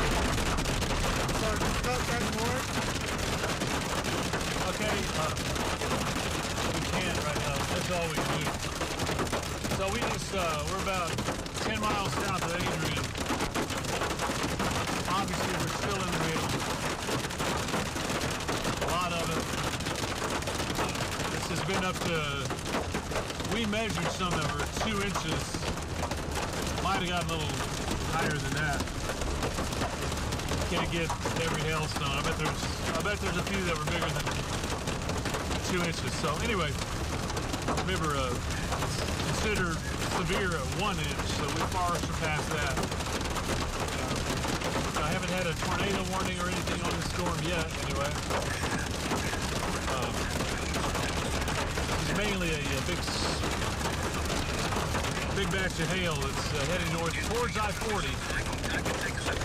I don't think we want to encourage travel on I-40 now west of Vega, because there's going to be pockets of hail, and especially between Adrian and the state line. That's where our most concerns are. Yeah. What we got? Check your AirPods side. Earbuds. They're in? Oh, I bet Bluetooth dropped. Oh, okay. Let's see. Boy, I can actually hear now. Yeah, we're We got down to pea-sized hail. It's a lot better.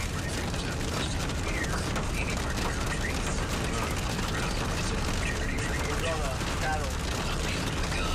Oh, they're lined up. Okay, Bluetooth is on. What happened here?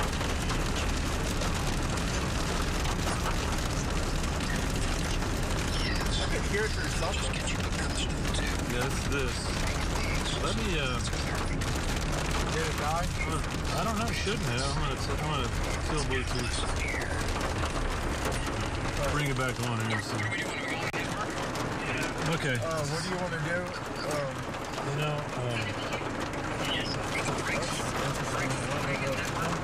I don't think we want to move too much, yeah. Let's take the first network news break and we'll go TV radar thing, please. Oh, that is the same. And that can float. There, see where that's Yeah, try to fix it. that's your gate. Headphones. Yeah, let's see. Okay. We'll plug them back in there. That's cool. See how it separates.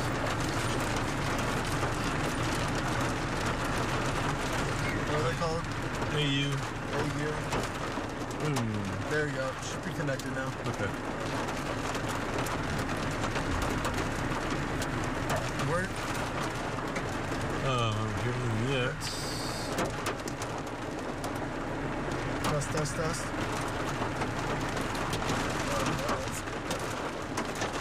Alright, good. Alright, hit okay. Okay. Oh, I don't have it. Wait. Test. Nope. Nice stuff here. It's back on the phone now. Let me put the other one in here. It's connected. Let's try this one. See. Sounds good. All right, so we're still hanging out here on 1061 on these storms. Like you've heard Kevin, you're repeating a couple times there. No tornado warnings right now. That's the good news. We've just got several severe thunderstorm warnings. Right now, this one is for some pretty large 1 3/4 size hail. Right now, moving east at 25 miles an hour. So what you're seeing there, looking straight off towards the east, those are just kind of some lowerings we're seeing now. We're not really seeing any significant signs of strong rotation in the storm right now, but we're seeing a lot of motion with these clouds. We're seeing almost like the clouds of this storm that's, you know, passed over 87 are now being almost pulled into these new storms. And so we're really watching these as of right now. I'll kind of pan around a little bit here. We're going to zoom out a little bit. And what we're seeing here, looking around the region here, is, I mean, just kind of seeing those hanging clouds. We were seeing a lot of cold air blowing out of these storms right now, which is, signifying that the storm off towards the east, because we're seeing cold wind coming from this particular storm right here. And because we're seeing that cold wind, that indicates outflow, which means that this storm is more than likely losing a little bit of its strength. So right now what we're doing is shifting our focus here just off towards our west as of right now. These new storms are basically just kind of popping up one after another. We know Dave is on that particular line of storms there just north of Hereford right now.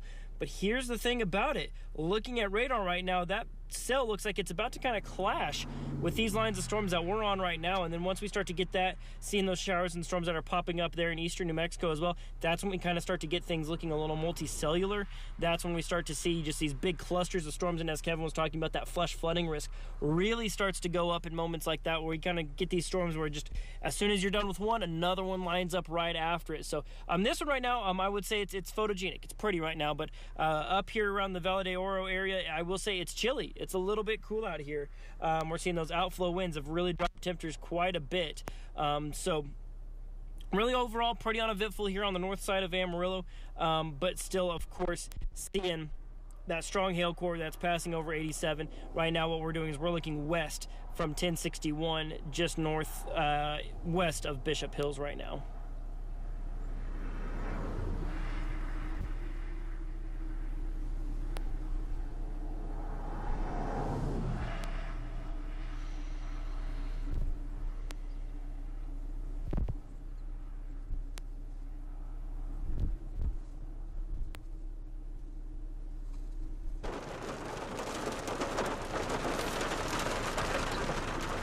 Okay, we're back with the storm that's south of Adrian. Severe thunderstorm warning Deaf Smith, and then the southern slice of Oldham County. That's going to include Vega and Adrian. So you'll see it on the radar there next to our video. And let's see.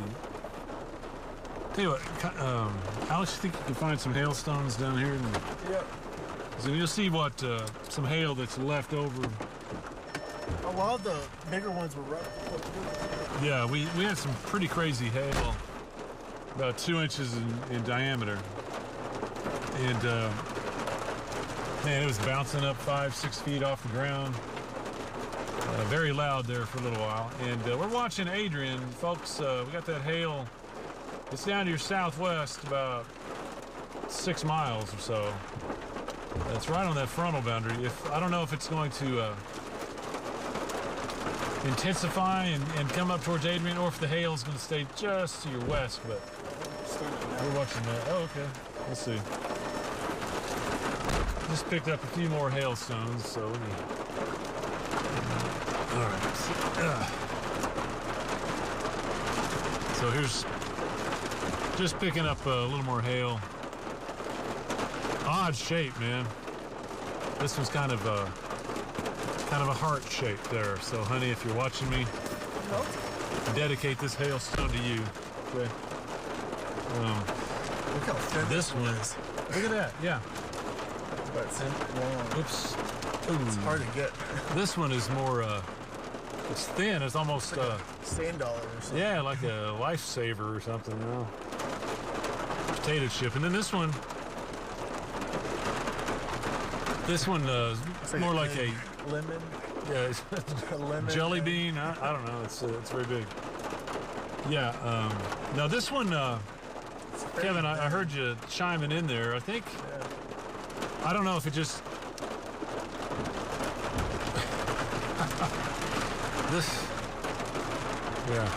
This one's really cool. I mean, it's almost, you can almost look through it. That's the you can see different rings in the hail because of different temperatures and stuff that they go through throughout the process. This one also, you can kind of see that inner core right there, but the weird shape. It probably hit the surface and kind of chopped up that top part. Yeah. I heard that. Anyway, we're just kind of holding right now because if you look at the radar there, the storm's not moving very rapidly, and we're kind of wondering what's going to happen back on the southwest side of it. So even though we've got that hail that we could stay in if we wanted to, I think what we're going to do is kind of wait and see if we get some kind of updraft development on the southwest side, which would be more likely to rotate if it did. Alex, I'm gonna get rid of your hailstones. Are cold. Yep. Okay. Yeah. And like I said, we're just on the edge of a wheat field. Trying to figure out what Let me see. this guy's gonna use. Right. They got new possible development there. Yeah, you see the wheat back there, and man, I hope the hail wasn't damaging. It looks pretty good from here. But we'll just pray for the best on the hail, on the crops, and hope that they weren't too bad. I know that I've heard farmers tell me that, you know, often if it's the bigger stones that you know, they kind of miss the stalks and they get down to the ground. But if you have a lot of wind-blown small hail, you know, that can be more destructive sometimes. So maybe that was the case here. The stalks look like they're up. So Is that the course? I don't know. let's see. I'm looking at the radar here and where we are. Yeah, it's got a constant spin to it, you know. But nothing really tight. Nothing really tight.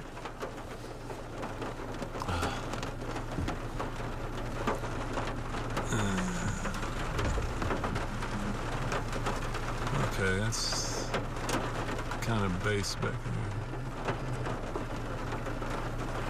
there. Okay, just a reminder, folks, that we are in a tornado watch.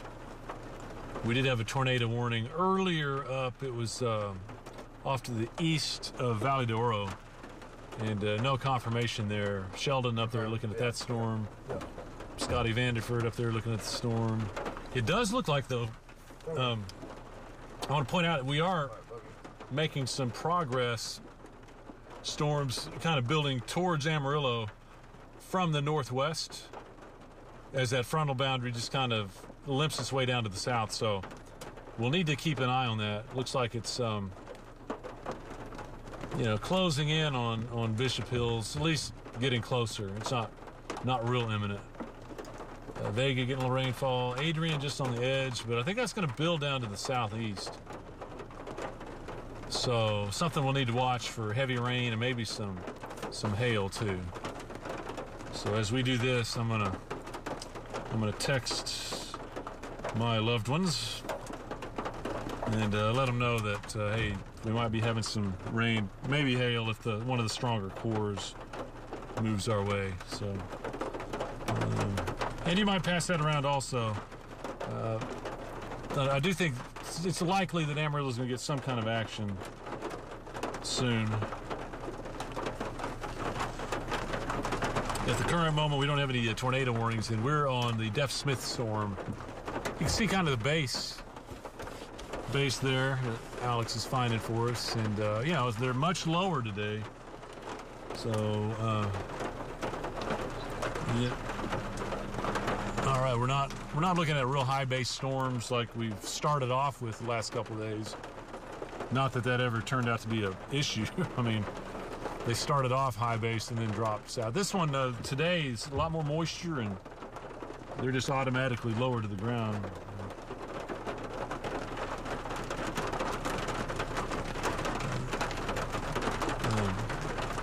Kevin's going to be coming on, and he'll show you everything on radar here momentarily.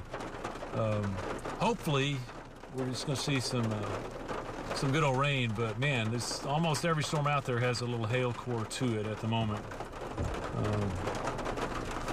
So if that happens to track right over your location, guess what? You're probably going to get the hail too.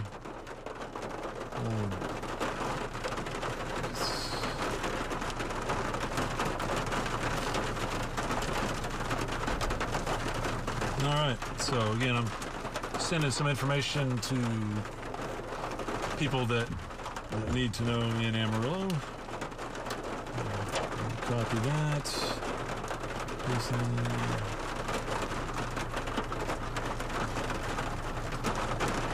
All right. Walk you back through it here where we are located. You see our video stream there, which is not super spectacular, but it's the base of the storm that's been dropping 2-inch size hail and prompted a severe thunderstorm warning. It stayed to the north of Hereford. Friona just kind of got buzzed. Bootleg and Westway out to the west of Hereford, and then Sims and Walcott. From Bootleg up to Walcott, Sims were the areas that we had a lot of that hail. Now the storm's just knocking on the door at I-40. And once again, if you're Vega, or you know somebody, Vega, Adrian, it's not a time to be getting on I-40, really either direction, but certainly to the west where that hail core that just came over us is moving up and about to cross I-40. I'm going to say right about mile marker 7 or 8. Yeah, new development now just across the New Mexico line, right around Grady, right on that same front. So yeah, what's going to happen there? That's why we're holding stationary right now. Because if we need to, if we get new development down to the south, we're going to need to get down on that. Seems like the storm that Sheldon was on and Scotty were on earlier up around the Canadian River and just south of there is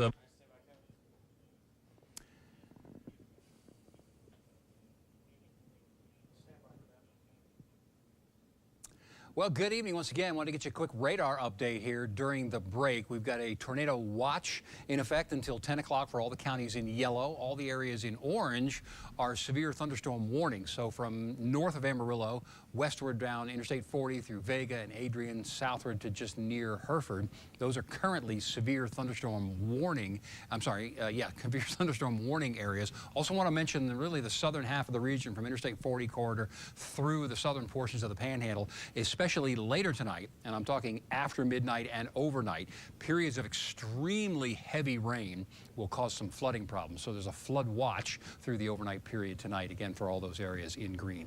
Quick radar tour here.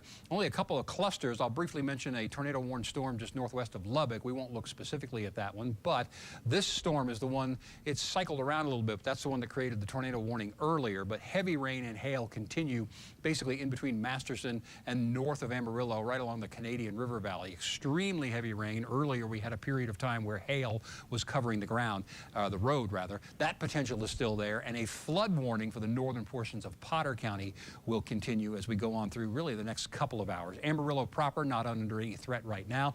This storm cell is moving rapidly northward. Dave was in some very heavy hail on that one. It is about to get into Adrian, right along the highway west of Vega. So in Adrian, prepare for some very, very heavy rain, at least the potential for some golf ball size or close size hailstones, and that will move over the next 5 to 10 minutes, 15 minutes at the outside, north of Interstate 40. Tornado watch, as I mentioned, until 10 o'clock. Primary threats right now, wind and hail. Tornadoes still possible, and the flooding possible overnight. We'll come back, keep you posted. Also mention our streams, NewsChannel10.com, and the Facebook page and YouTube, where Dave and Sheldon are streaming. Thanks for staying with us.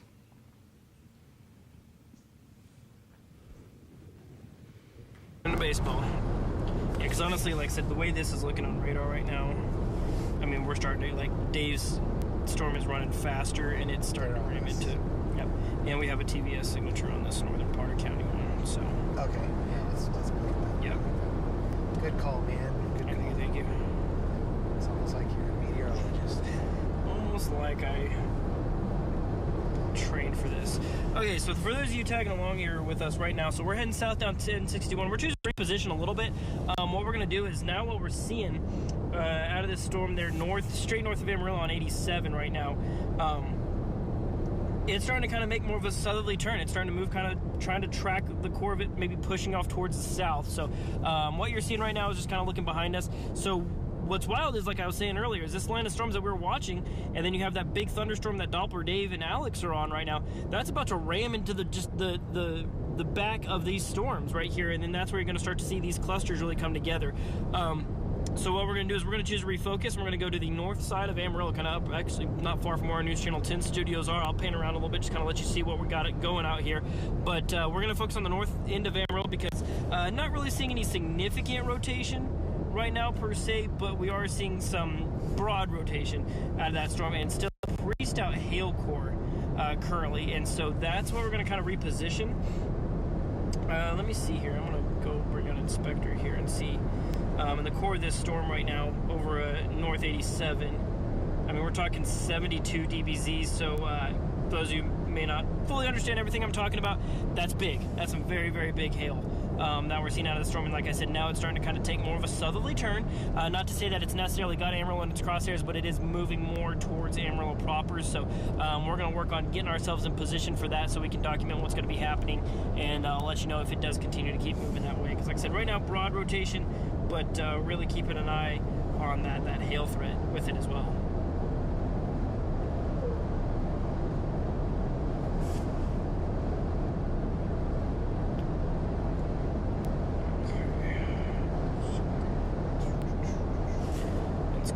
Let's go look at some Facebook comments, see what folks are saying.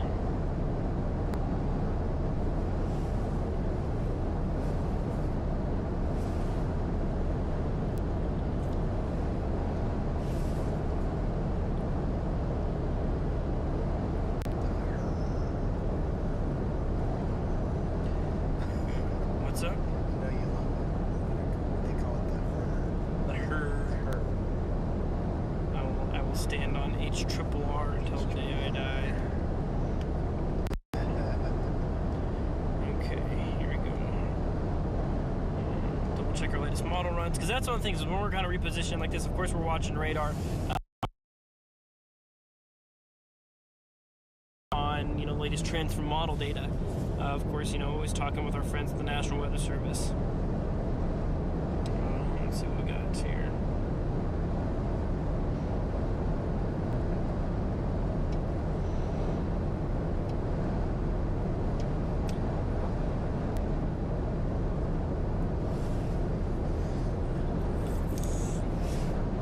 Right now, good news is there's no tornado warnings. There is still a tornado watch in effect until 10 o'clock tonight, so just a little over 4 hours from now. So that's the thing, is we still want you to be weather aware. That's why we're doing this stream right now, is to keep you guys weather aware of what's happening out on the ground, because that tornado threat is not gone by any means. Right now, like I said, once we start to get these really big clusters of storms, that's not to say that there will be no tornadoes, but those clusters really kind of nip that tornado threat in the bud a little bit, because it just, you got to really have these isolated storms. You got to have all the conditions kind of come together right. When you get these big clusters just kind of fighting over the same chunk of atmosphere, really doesn't make it very conducive to tornadoes. But as we've been talking about, we have a flood watch in effect for a lot of the region for this evening into tonight, because once we do get the clusters going, that's when we're going to really start seeing. I mean, a lot of the rain that we've seen so far, if you've been tagging along with us, it's been some heavy rain. We saw a flash flood warning there north of Amarillo, there along the the Canadian River area.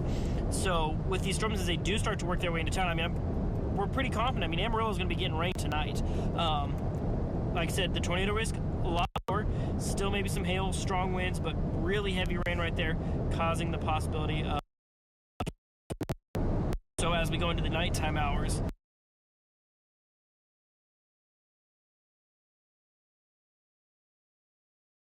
ultimately going to become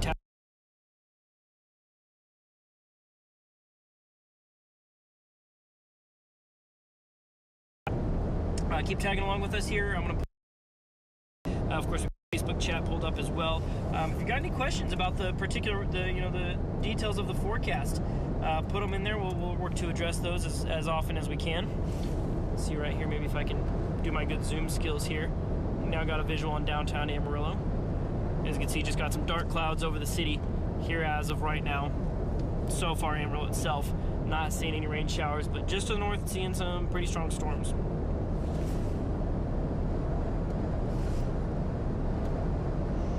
Let's measure that actually. Let's see. Give you guys some specifics of the details here. So that hail core that's north of Amarillo right now, if we were to use a ruler and draw just a straight line as the crow flies from that hail core to, say, downtown Amarillo, you're looking at right 14, 15 miles right now. So about 15 miles from the storm to downtown Amarillo. So, of course, if you think about that, if you're on the north end of Amarillo, that's about 10 miles. Our NewsChannel 10 studios, that's probably closer to 5 or 6 miles that storm's, coming in from. So let's see if we're still getting that southerly motion or if it's moving east right now. Good news is there's still a slight easterly component to it, so it's not coming straight south right now, but that could, pull some storms in the south, further towards, the south and the east. That put it, in Amarillo and crosshairs, but yeah, right now that particular one is rated for baseball-sized hail. That's not something you want to find yourself outside during. That's not a good time for anybody. Yes. There's a particular video out there of me and one Reuben on the road. Seeing some brutal hail in Hereford, Texas. You can see green back in there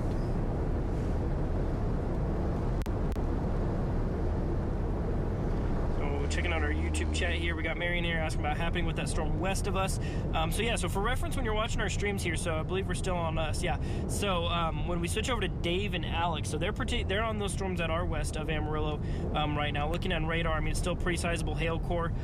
Looks like that hail core is kind of right over I-40, just to the west of Adrian right now. So seeing some probably pretty nasty conditions there along I-40. So hopefully people were able to stop on your side of it and aren't having to ride that out, because that particular storm is currently rated for 2-inch hail. So smaller than a baseball, but still pretty big. Not a size to be messed with.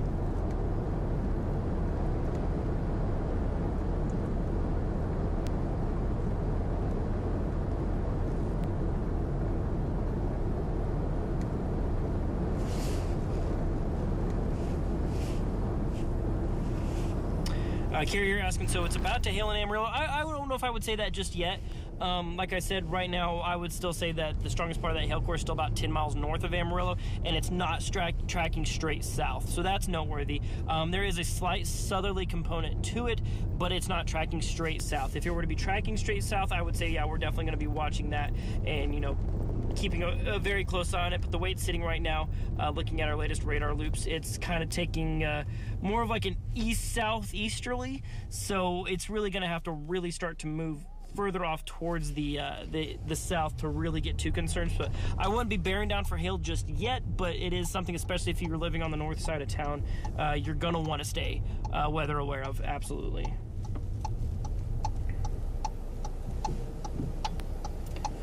Might be seeing them based on velocities here, probably seeing some outflow winds that are affecting, that might be actually getting close to the station. Just some cold winds. Because that's the thing, is like you see that kind of broad green right there, that's, think about where your hail core is. Yeah. So if we circle the hail core, I mean, that's right there, just a bunch of cold air blowing out, it's hitting the ground and blowing. So when you see velocities, you're going to see Kevin use that a lot. You're going to see us use those velocity maps a lot. Your good rule of thumb, green is towards the radar, red is away from the radar. And of course, when you have bright green versus bright red right next to each other, that's where we start to mark things like rotation. That's not really what we're seeing right now in the storm. Really, that green's probably more indicating just strong outflow winds, which might signify the storm might be weakening a little bit. And so, just some cold winds coming out of it right now. Recent scans, that hail core could be weakening somewhat.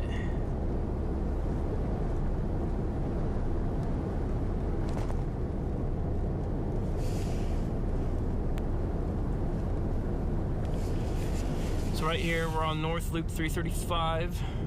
Obviously, we're pretty quiet here in town right now. Nothing to be sounding the alarms about. No tornado warnings. That's the good news. We're just going to maintain that. No current tornado warnings as of right now. That's good news.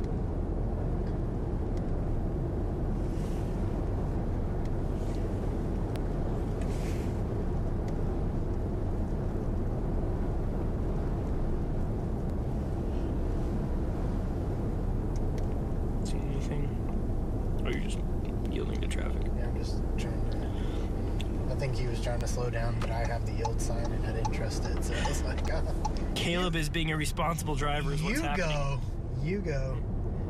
Texas 2 Sturgis here saying safety cones, the Texas state flower. Can't say I disagree. As you can see, the fields are in full bloom.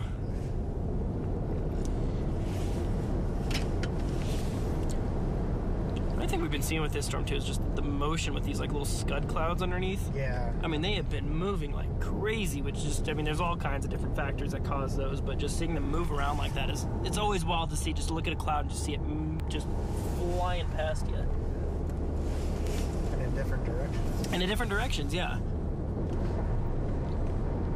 I mean, ultimately, at the end of the day, that's what a tornado is. Some winds moving in very different directions. And some clouds in there too.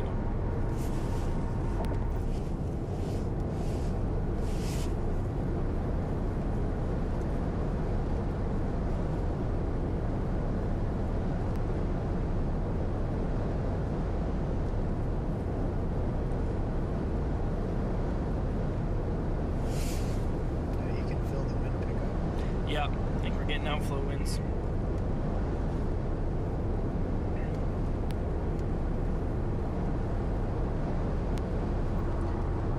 Outflow winds. Remember, inflow is the storm being fed, outflow is the storm dying out.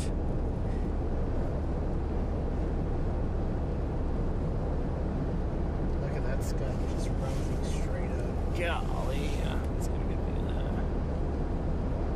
Look at these clouds just getting pulled up into the storm above it here.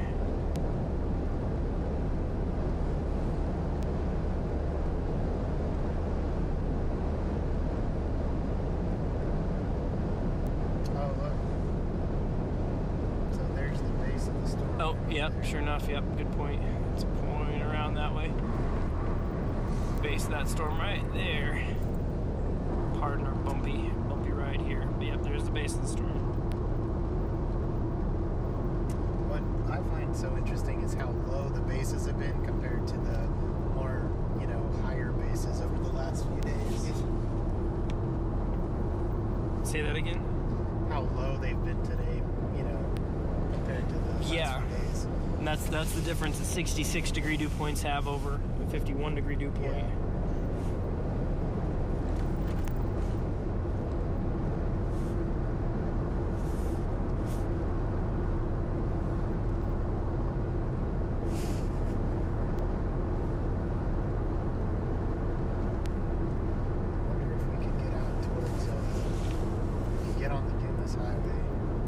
Yeah. We could head a little bit north. We could get off over there, kind of close to where the old transmitter sites were.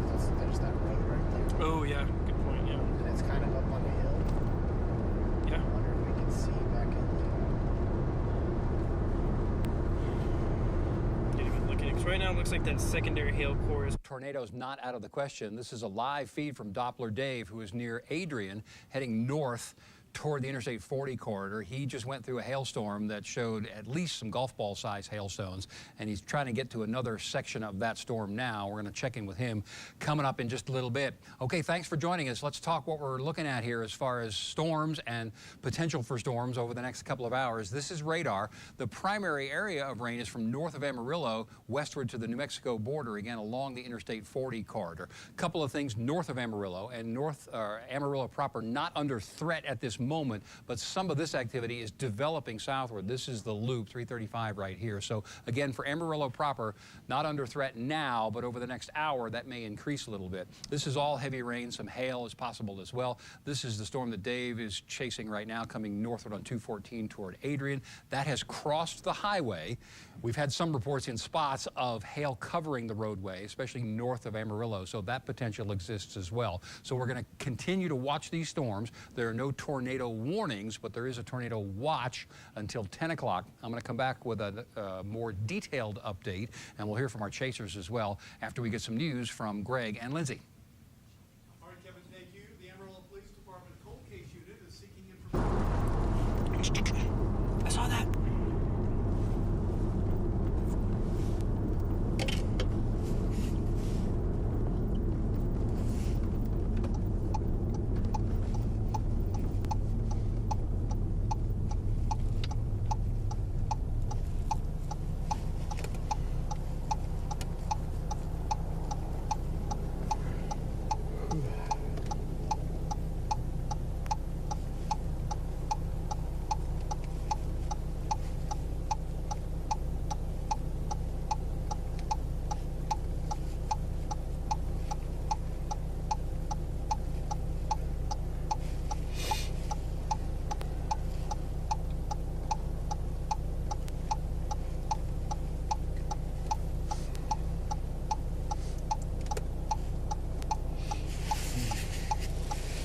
We're going to be at River Road here. Do you want a pit stop before we camp for a while?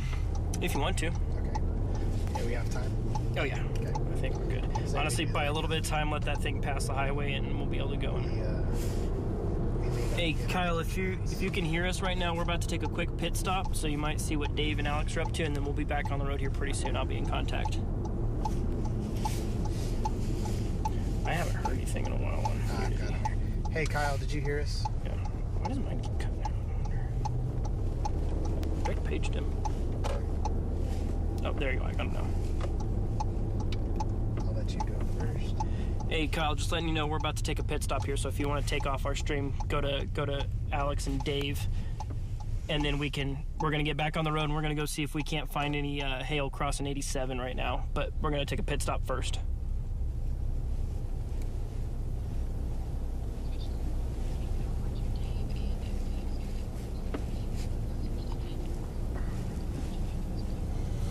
Okay, yeah, so I'll go ahead and I'll direct page you when we're back on the road, and then let y'all decide what you want to do from there.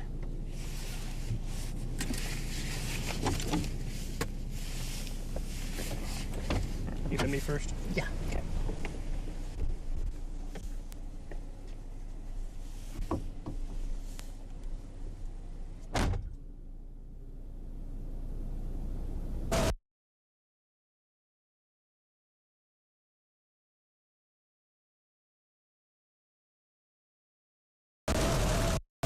Gotcha, Shelby. Thank you. I don't know, but they're stopping for snacks. Shelby. Shelby, you got me?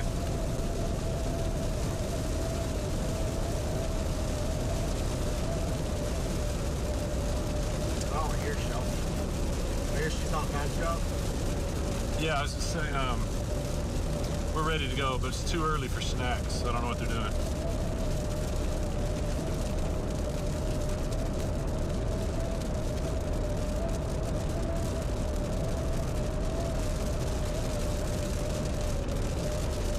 Yeah, and just so you'll know, we're kind of repositioning. That storm that's actually east of Vega looks pretty interesting. We're going to try to, that's our next target.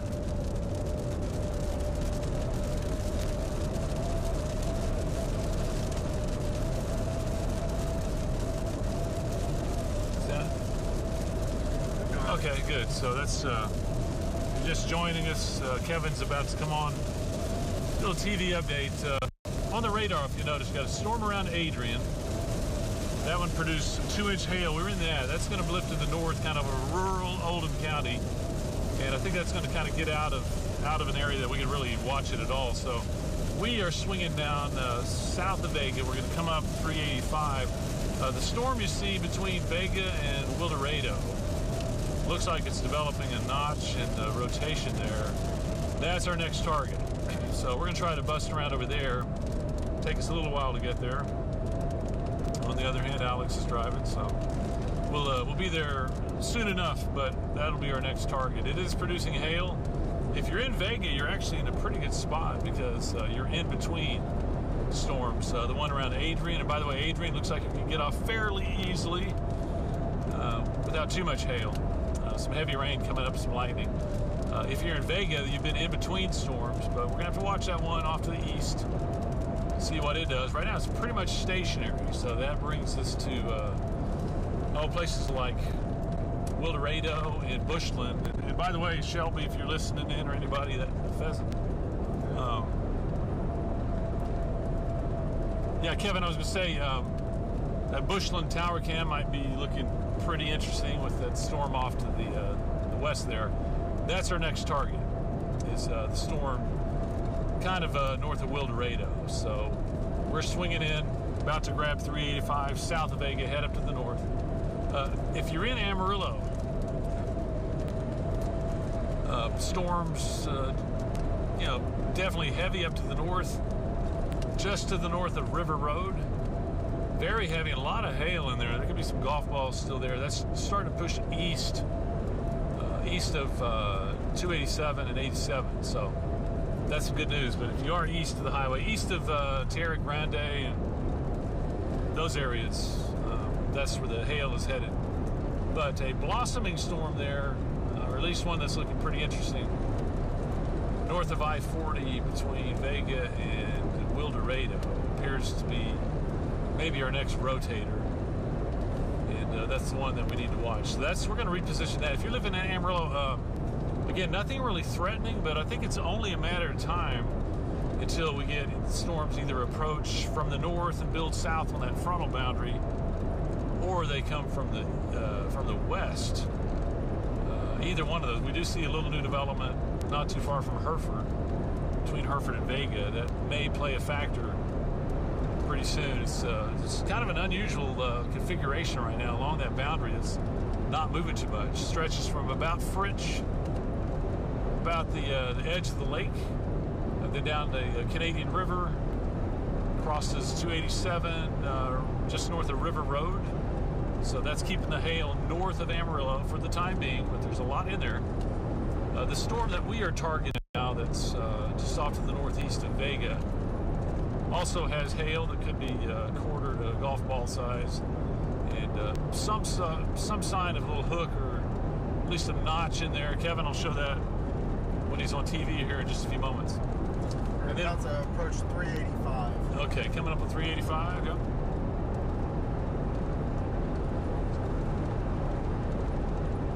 Yeah, Kevin, that might be a little more appropriate as a second hit, because we're not in a real strong position right now.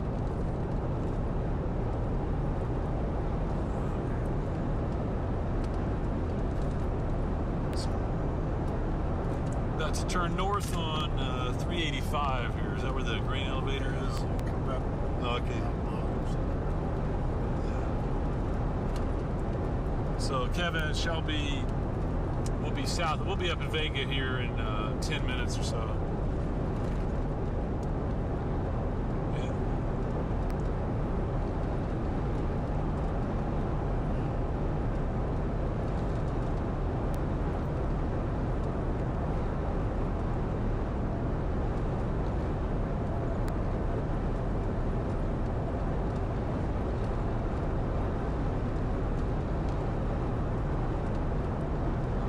Okay, I'll make it brief since we won't have a lot, but I'll talk about what our strategy is.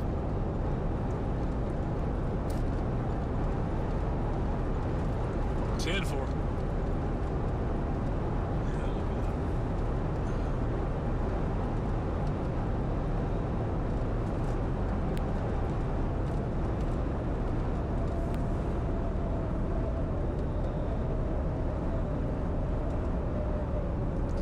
Nice to see that pheasant, you know, the big drought back in 11th and 15 kind of was really hard on pheasants. Oh, really?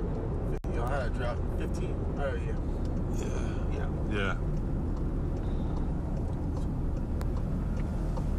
All right, we're turning north on 385 now.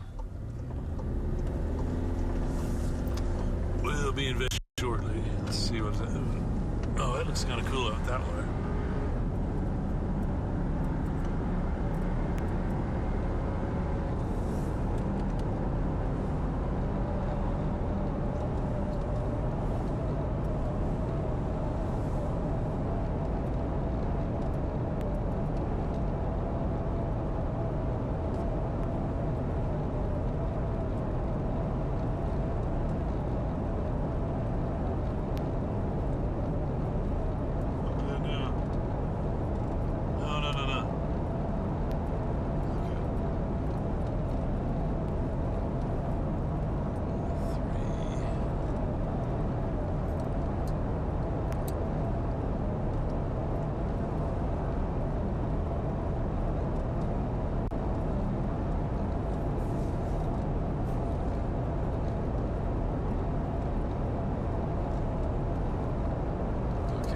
Still on us as we approach Vega from the south,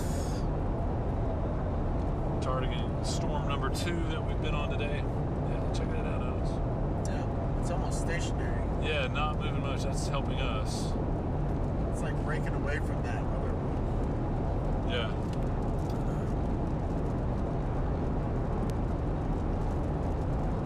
So this is another storm that's dropping a lot of hail. Looks like it's just off to the east of Highway 385, 10 miles northeast of Vega. So that'd be pretty rural. Amarillo's still dodging the bullets so far with a lot of hail up by the Canadian River.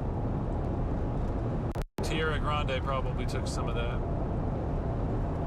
We got a stationary hailstorm, the one there that's, I'm going to say northwest of Wildorado. And then the storm that went over Adrian with a lot of hail.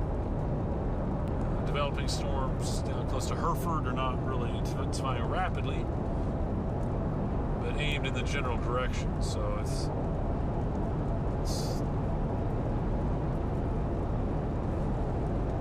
yes, ma'am. Go ahead.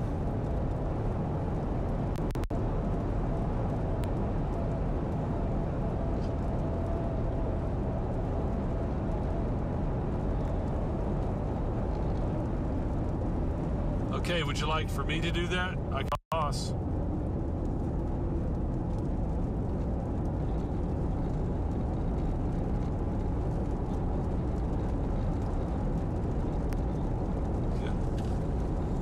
Okay, are we talking about while Kevin's on, part of the weathercast, or just do it right now?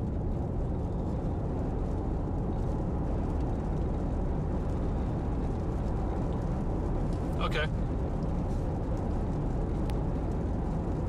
Okay, we'll do that right now. So again, we are south of Vega, just kind of repositioning. about to hit another little storm that's severe. But I think Sheldon has a pretty scenic shot of some severe thunderstorms that he'd like to share. Hey, Sheldon, go ahead and tell us where you are, what you're looking at.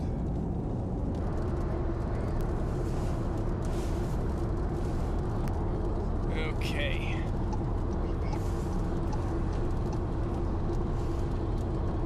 Little truck. Yeah. Let me know. Let's see. Let me know. Okay, so for those of you riding along with us, what you're seeing right there, that is the core of this storm. We're straight north of Amarillo right now. This is looking just to the northeast of us. That's the strongest part of the storm that we're seeing right now. So that heavy core of the large hail has just passed over Highway 87. And so what we're doing now is trying to go and see if we can find maybe some hailstones on the side of the road to see how big these hailstones were. Maybe see if we can gather some reports possibly. We're gonna have to wait and see once we get up there a little ways. But right now, heaviest part of the core is just to the east of Highway 87.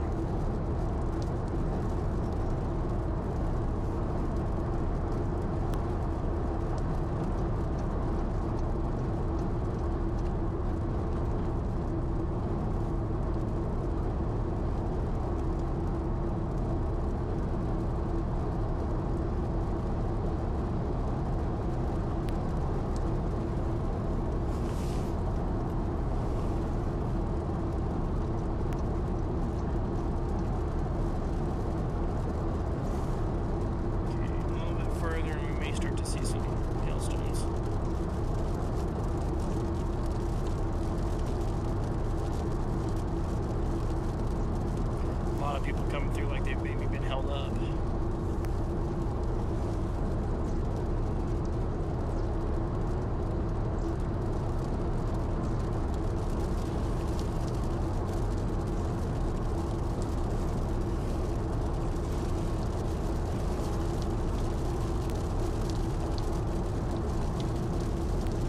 Yeah, we can do that. We can do an update in the 6 o'clock.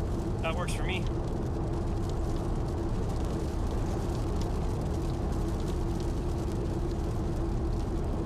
Okay, so I was gonna say I won't necessarily be able to hear Dave, so y'all let me know.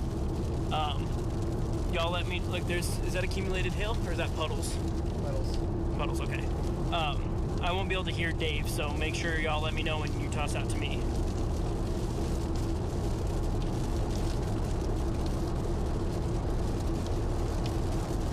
No, there's accumulating hail on the side of the road. There's hail. Oh, there it is. Look, it's piled up on the side of the road. Yeah. Okay. Let's get up here by the river. Yeah. Maybe go down in towards the river a little bit. Maybe get some good shots of things. Our inside camera look like it's at a takeable shot. Oh yeah. So if we pick anything up, we can pull it out. Yeah, there's definitely not big, but oh, look at that pile right there. Yeah. Look at there. Wow. Okay, not large, but a lot of it. Yeah. Okay. It's a bunch of pea-sized hair. Maybe dime size.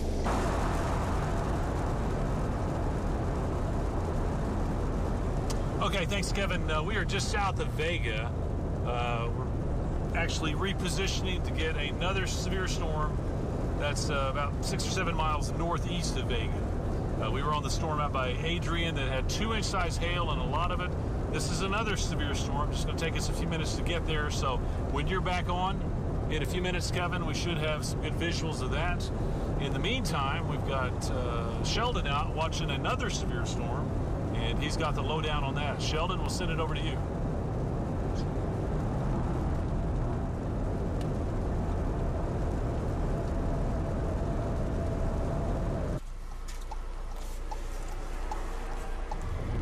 right, so we are on 87 right now. We are north, right at the Canadian River, so you can actually see looking ahead. Actually switch to our dash cam. You can see a little bit of hail fog there off in the distance, but if we want to switch to our inside camera here, this is where that hail core just recently passed over. So right there might be kind of hard to see, but we've got some dime-sized hail, maybe some pea-sized. There's really a high hail volume right now. There's a lot of it on the ground, so it's kind of clearly very slippery out there, but I mean, you can kind of see right there, right about dime-sized hail that we're seeing still accumulating on the ground. Let's switch back to our dash cam real quick, where you're seeing a little bit of that fog kind of rolling off the side of the road right there, but we're seeing lots of piles of hail on the road. Looks like the worst of the core has now passed off towards the east of Highway 87 right now, so the good news is traffic is flowing better. We're not currently actively seeing any large hail falling on 87 currently, but a lot of hail.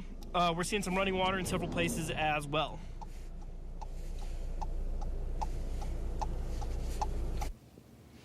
Okay, Dave and Sheldon, thanks very much. They are both streaming on all of our platforms, newschannel10.com, Facebook, and YouTube. We're going to continue with them on that stream. We're going to do a little radar update here and a full weathercast. So stick with us here, and we'll keep you posted. Of course, tornado watch, but no tornado warnings currently. A tornado watch for all the counties in yellow, and that will be until 10 o'clock tonight. All the areas in the orange are current severe thunderstorm warnings. Later tonight, especially after midnight, through the overnight hours and on toward daybreak on Saturday, we are looking at the potential for extremely heavy rain and flood watches. So we're going to keep that in mind for the late night and the overnight period. Let's do our radar tour. Zoom down to Potter County first of all. In the background, I want to make note of this darker red area. That's an active flood warning from earlier thunderstorms and runoff that will continue at least until 8 o'clock. So please do keep that in mind as we go on through the next couple of hours. Heavy thunderstorm moving east of the 287 corridor through the eastern portion of Potter County. That one has some hail in it that could be up to golf ball size. It's going to come across 136 over open country, but south of Fritch. So the point on this one for at least the next half an hour to 45 minutes, don't travel in between Fritch and Amarillo. This cell is weakening. That is the one that Dave was chasing north of Adrian. So good news there as it moves out into open country. This one is increasing in intensity and heading for Valley de Oro and Boys Ranch. There is likely some hail in that. I don't see any specific rotation at this point. Of course, we're going to watch it.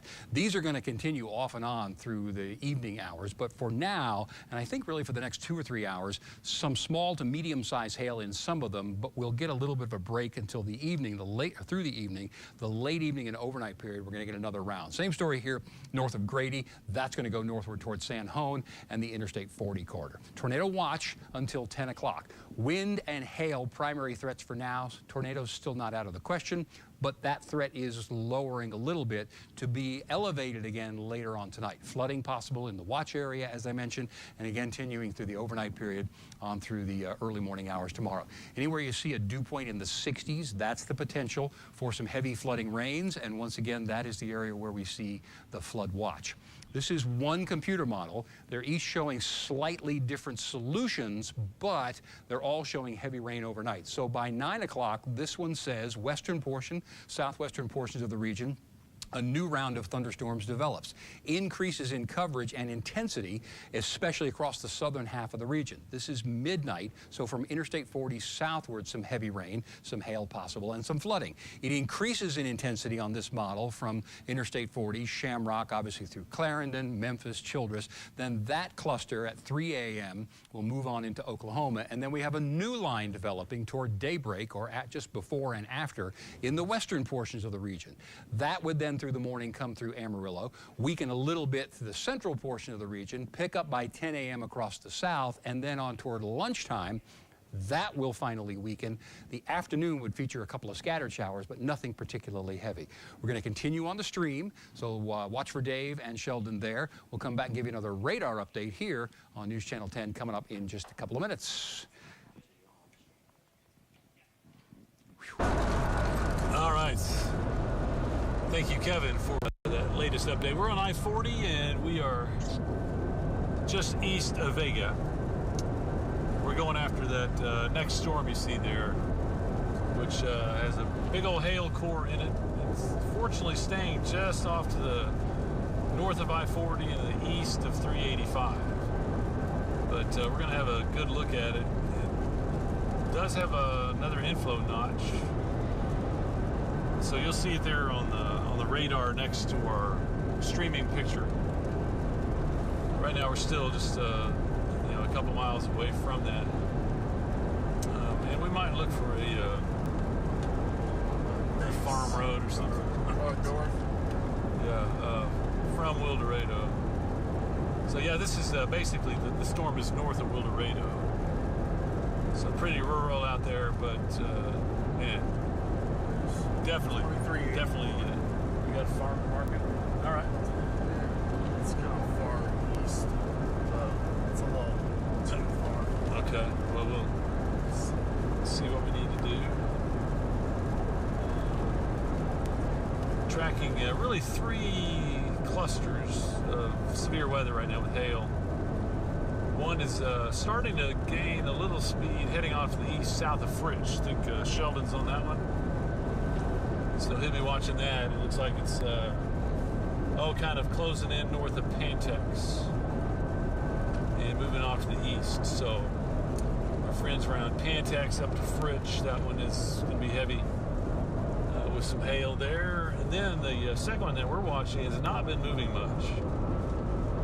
That's the one that you can kind of see on our stream right there. We're not right under it, but getting closer. That one is definitely a hail producer. Little inflow notch there. Kind of watch it to see if we get any rotation on that.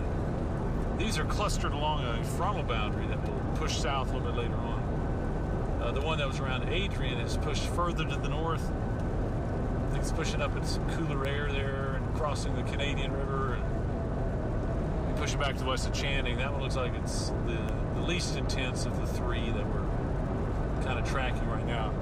Kevin was mentioning we could see other storms later tonight.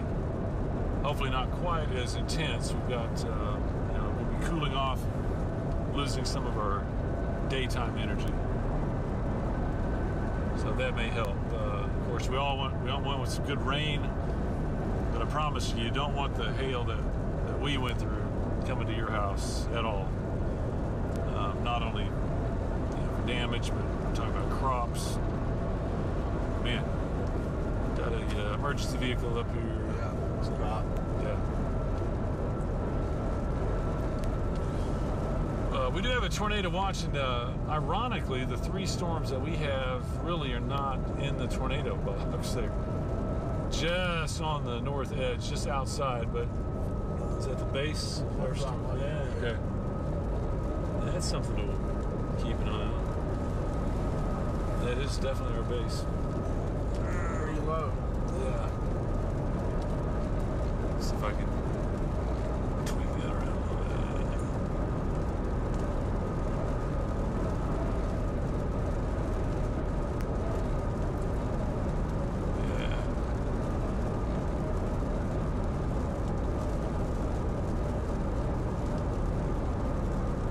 Yeah, trying to keep folks in Amarillo apprised of the situation, and we've got a lot of storms nearby. I'm sure you've seen the clouds, even been sprinkled on maybe a little bit, but so far they're just not blasting towards Amarillo. This is good. Some places that do need to be on alert. I'm going to say south of Fritch, north of Wildorado, and then we're picking up out in New Mexico also around Grady. That may build up and approach Adrian. There we go. Yeah, that looks pretty cool.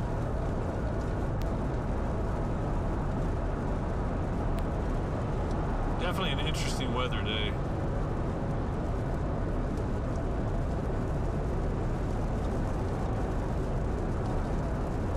In the day, it looked like, hey, the storm's going to fire around Tulia and Dimmitt. Well, they fired a little further west there and up to the north along the front. So, yeah, the one you see there, we're getting closer to. Right there. North of Wildorado, look at that. Right here, look up on it there. Yeah, that's, yeah. if we get an opportunity to get north a little bit, it's not going to be a main road.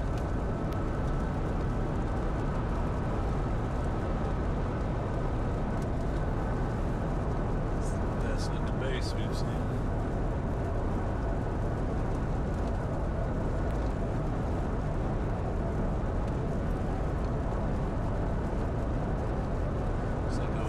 It's got a weak rotation in it. So.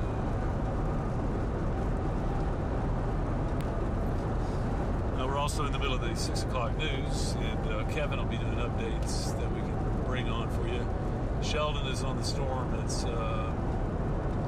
pushing around Pantex up towards Fridge.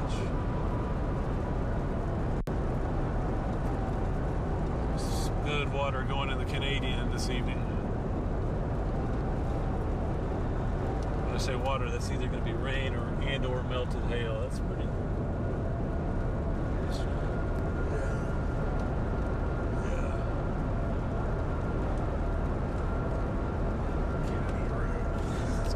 North. Yeah, it's not paved. Yeah. You want to go further east, or you want to stay here? Well, we can. The only thing you can do going north, we could go up. Let's go to Bushland and then up, take the cut over, and get to Boys Ranch. Yeah. That's what we're gonna do. Figure you'd be able to see it. Yeah. More. Shelby, Kevin, I don't know if you're listening in or can hear us. We'd like to have a north option out of Wildorado, but we just don't. So we're going to go ahead and head to Bushland and pick up and go back to the northwest up 1061 towards Valley de Oro. That's where the storm is. It's got a pretty healthy looking low base on it, so we're going to try to get a little better look at that for you. For the communities of Vega and Wildorado, the storms are staying north. Bushland also. It's going to be interesting to see how these storms evolve. I don't think anybody really expected them to lift north like this.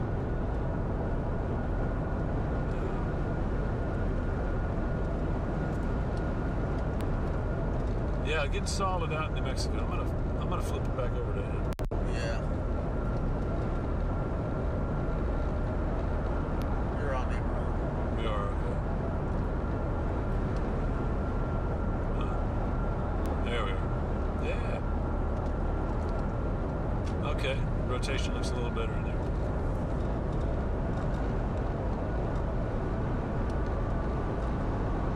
All right. Get our south wind across the feedlot effect. Lovely. Okay, yeah, the humidity doesn't help out either. Okay, yeah. Wildorado feedlot, and man. Woo! I forgot to put on something. Oh man, that is intense right there, man. One of those like internet chasers, they call it PDS smell. We're streaming video. Be very thankful we're not streaming olfactory imagery right now. Gosh. Woo. Yeah, that was rough. Oh man, it's still rough. Even though we're well past it. Okay, we'll come back around to this base. There should be some high points There we go. A little bit of shelf on it. Yeah, nice shelf on it. That'll be visual in itself. Shelby and Kevin, that's the Arcus shelf associated with the cell north of Wildorado. That's the kind of the gust front, the rain-cooled air outflow spreads out, kind of makes a little frontal boundary. Warm air rises it up and over it, kind of a little wedging effect. Yeah, when we turn north, we're now about 5 miles west of Bushland. We'll hit that, go north, and then turn back into that storm for you. There's a bad echo. Yeah.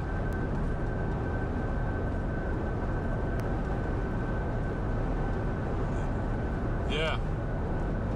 Interesting that it's just kind of just embedded on that frontal boundary, not moving much. So it's not going anywhere. We'll go up and see what we got.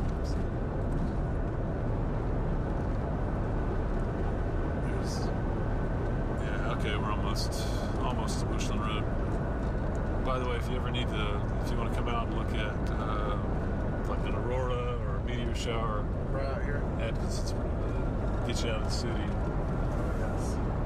All right, friends, we are approaching Bushland, Texas. We're just coming across the Ag Weather Research Center off to our south. Big little bit overpass.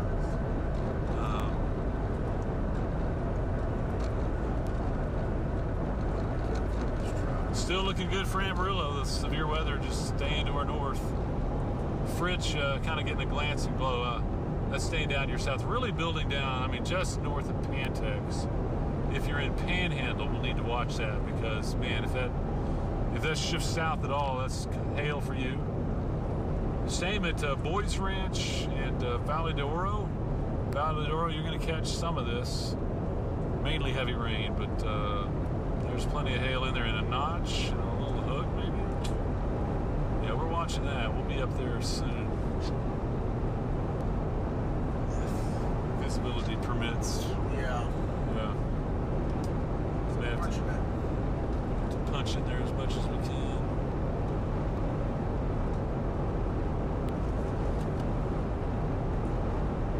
And then for Adrian, one storm has passed you by heading to the north. There's more activity down around Grady, New Mexico. That's severe. So that's just south of the state line, and it's trying to drift northeast. So that'll be something to watch out around Adrian. In the state, Glen Rio, probably just off to the east of San Juan.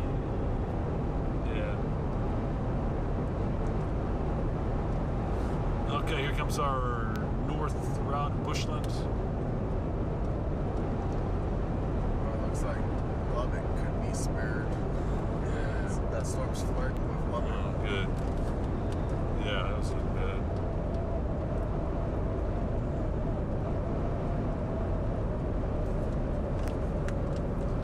All right. Making our north turn here at Bushland. We're also very close to the site of my good news story this week, which was Eric Miller Park. Let's see if I can get that over here. No, wrong way.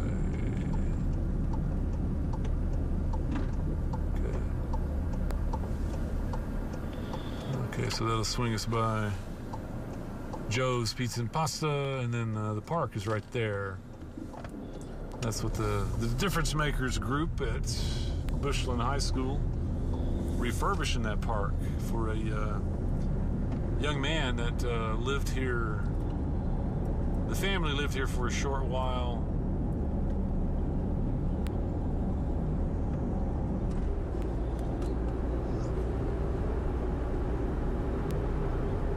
Very good. Okay, we'll just rattle on until Kevin comes on here in a few minutes. But to finish my story, the young man was, what I understand, was struck by a car and killed at an early age. And Memorial and Park was...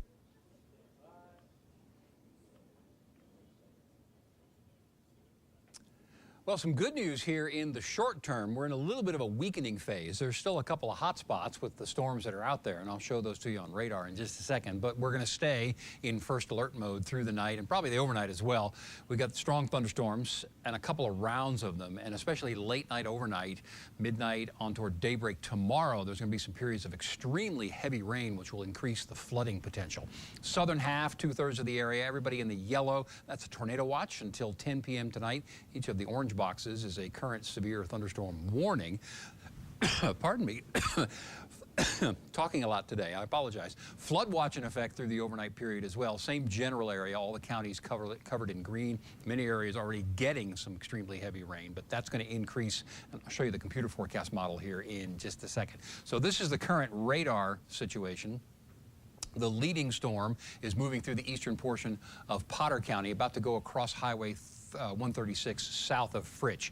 It's got some hail in it that could be a couple of golf ball size hailstones easily. It's also been showing some signs of some interesting cycling, indicating some extremely strong wind gusts, chaotic wind gusts. There is a severe thunderstorm warning, but some wind gusts to 60 miles per hour. Now this is largely out in open country here, but you don't want to travel south from Fritch toward Amarillo or the opposite from Amarillo to Fritch, at least over the next 45 minutes to an hour. That thing again is going across the highway with a very heavy hail core over the next couple of minutes. There's some new updrafts developing right here. In fact, we just heard thunder at the television station just a short time ago. So northern portions of Amarillo, we could see some new updrafts develop and rain would start. The primary threat's going to be some small hail, and I'm talking maybe some dime to maybe nickel-sized hailstones north of Interstate 40 and north of Amarillo for the next hour or so. Let's go a little further west. Dave is trying to close in on this cell that has gone north of 40 and south of Valley d'Oro. We're watching some development here. I don't see any specific rotation, but there are some signs that maybe it's wanting to. Dave's going to get near it in just a couple of minutes. He's got a picture of a good shelf cloud, and we're watching the inflow notch, which we've been talking about really the last couple of days, the rotation, the velocity signatures. The hail seems to be falling out a little bit, but that's south of Valley d'Oro. But Dave's on our stream. Sheldon is as well. He's trying to make his way toward that storm. Further west, the one over Adrian weakened as it went north of the highway, and further west from there, in between Grady and Sanhone, this cluster is severe thunderstorm warned. Again, we could easily see some quarter-size hail north of Grady, and then moving towards Sanhone. There's a little pendant there that we'll keep an eye on as well. No tornado warning at this point in time. So a tornado watch, again, these are the highlights until 10 o'clock tonight. Then we've got the primary threat right now, wind and hail. Tornado threat is decreasing a little bit, but not gone. And then as we go through the next couple of hours and the overnight period, we've got that flooding possible. I'm talking 1 to 2 inches of rain in a very short period of time, which will create some tremendous runoff. And areas, if you're near a creek, something like that, the low spots that usually flood in heavy rain, that's becoming more and more likely overnight because there's so much moisture in the atmosphere in the watch area. Any dew point at 60 or above has that potential for extremely high, heavy rainfall rates overnight. So let's walk through time on the model here. This is 9 p.m. The models have different solutions, but each of them is pretty consistent with the heavy rain. So the western portion of the region, a new line develops, moves across Amarillo, southward along 27 to Tulia and Plainview, northward obviously to Borger and Pampa. Extremely heavy rain by midnight. That line then goes across the eastern portion of the region and eventually into Oklahoma. This is 3 a.m. here, but another line will develop and move eastward across the region. This is around daybreak, 7 a.m. tomorrow. Scattered thunderstorms, strong gusty winds, some hail, but extremely heavy rain on what is going to be saturated ground at that point. The heavy rain shifts to the southern portion of the region by 10 a.m. By noontime, or I'll say mid-afternoon, by 3 or 4, most of this should have moved on. That'll give us a break for tomorrow night. Scattered thunderstorms possible on Sunday. Later in the newscast, I'll give you the 7-day supercast. Stay with us here at News Channel 10.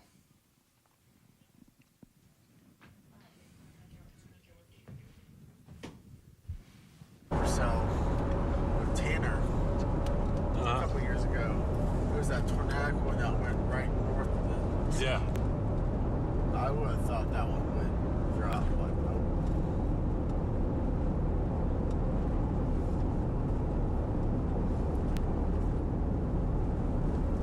nope. Okay, I think Shelby on us now.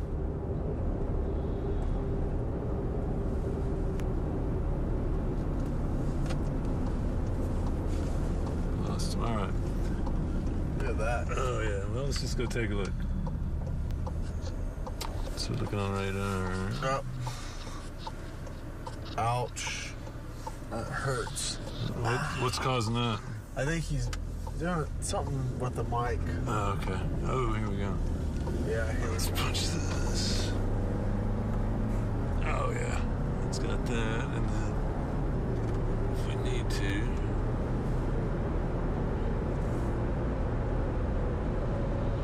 Oh, wrong one.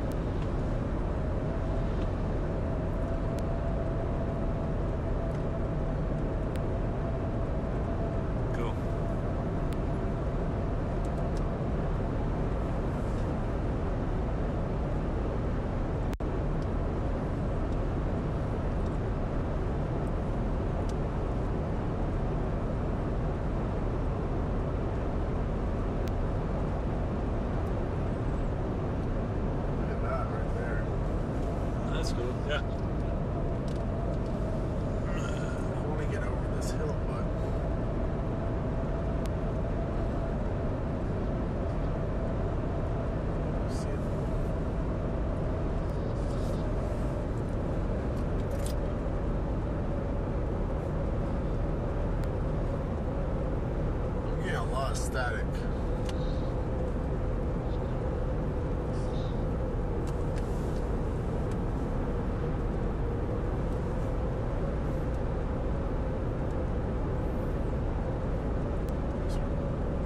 CG. I'm trying to figure out a way to get over this hill. Yeah. See that? I do. It's got there. Yeah.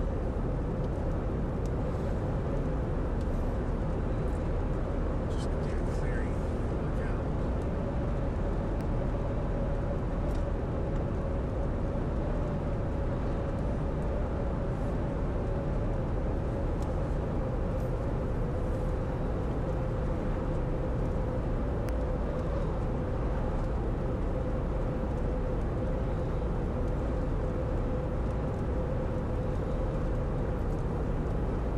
Not getting too close.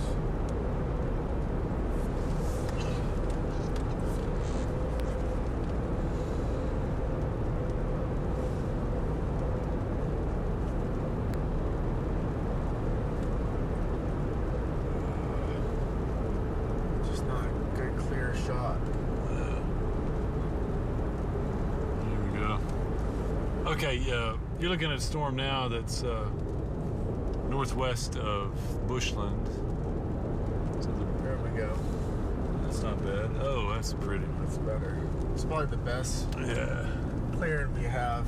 Yeah. I find if there's no shoulder here.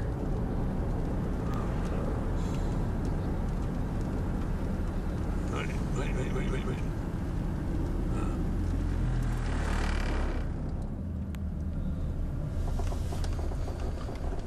How soft is that? It's pretty soft. Yeah, let's. I'm trying to I find think out. you might have. What is that up there?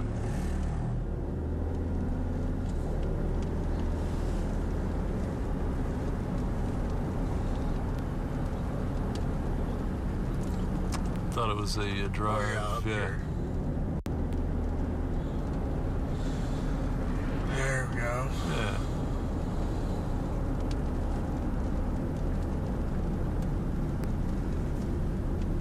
Yeah. There we go. Perfect. Good eye. Yeah. Hey. Yeah, Kevin.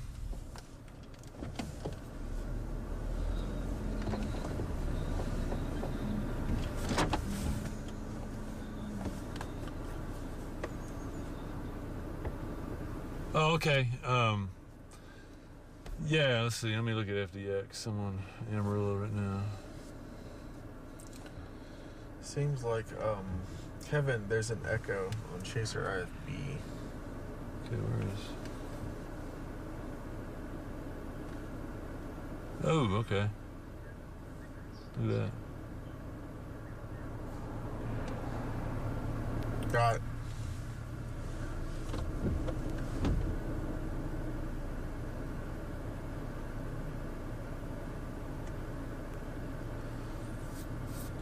Okay, let's see.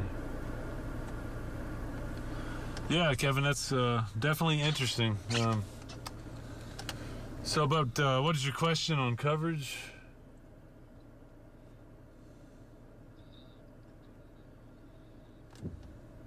Okay. Definitely. Yeah, that's, Grady's in our viewing area. Man, they are not in a good place, are they?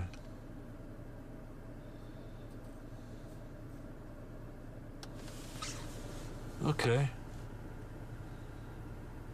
Finally got a good base here.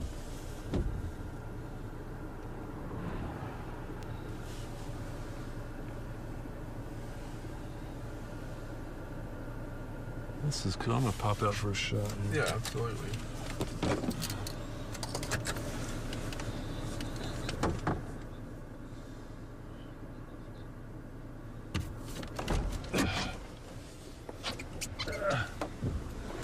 This thing's got almost like a beaver tail. You gotta check it out. Uh-huh.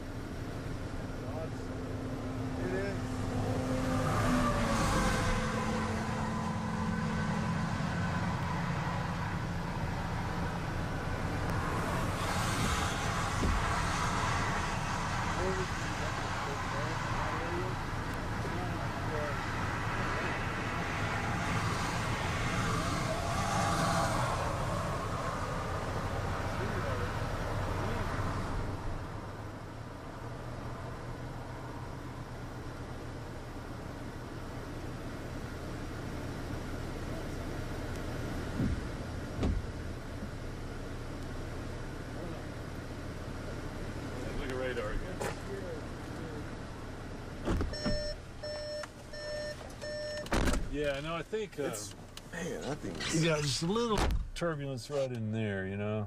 Yeah. It's some kind of boundary or wind shear there. Hey, no, that's great. Shoot. I know. That's why I got excited seeing that. Okay, I'm gonna get back to arrow.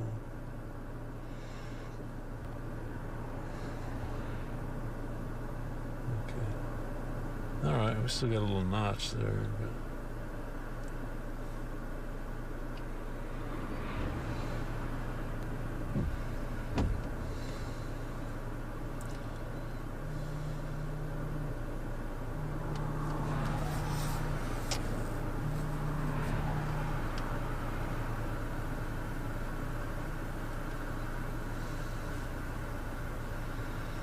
Looks like Sean's on the loop here.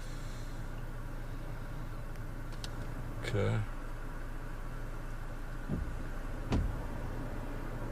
They're around the loop in Lake Western. North of Emerald? Yep. What are they doing there?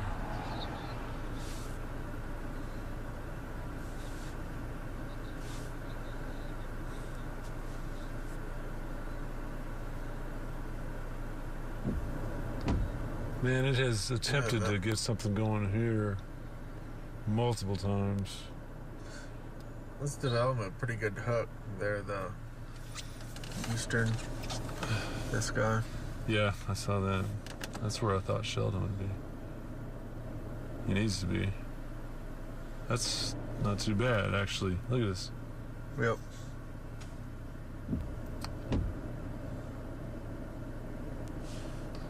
Can you contact Caleb or ask what they're doing? Hey, what are y'all doing right now? Or where and what?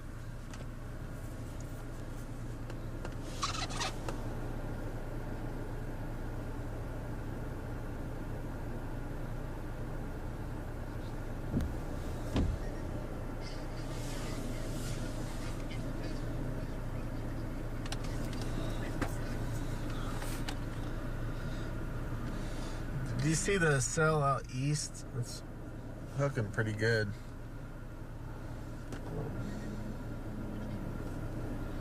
The one out east on 136. Okay.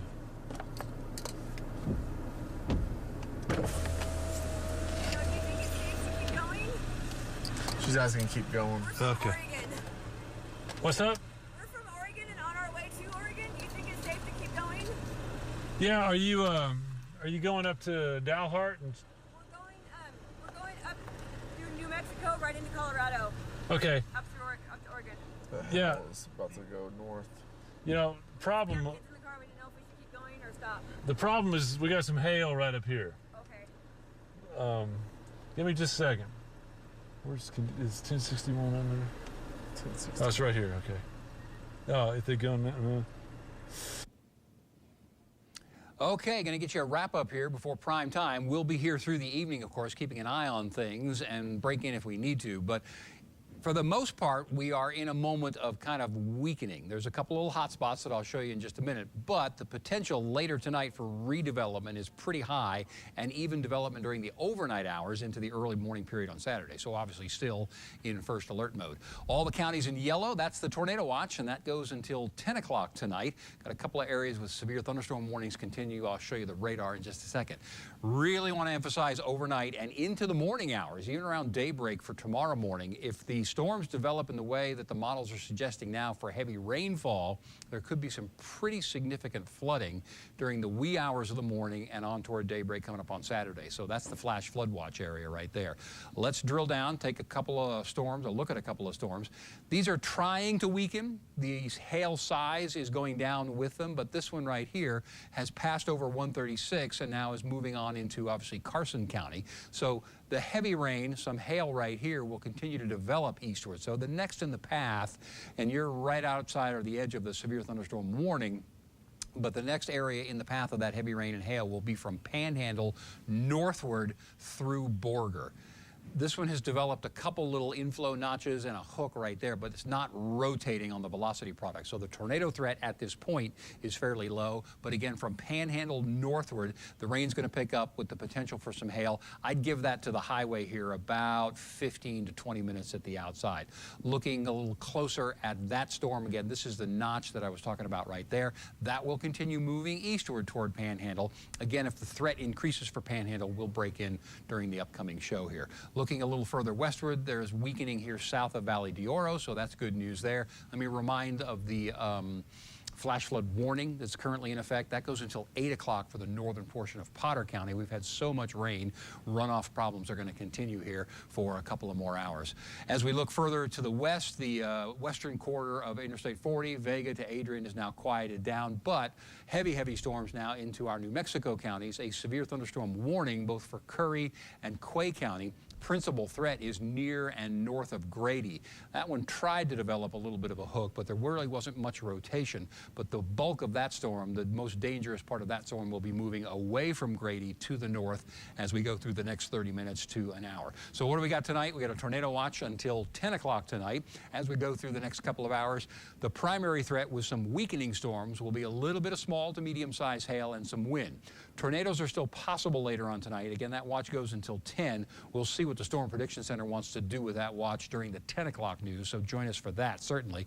The flooding, I can't emphasize the potential there enough for later tonight, overnight, and on toward daybreak. We'll cut in as we need to through prime time. Thanks for staying with us here at News Channel 10. Okay, finally. If not, we can.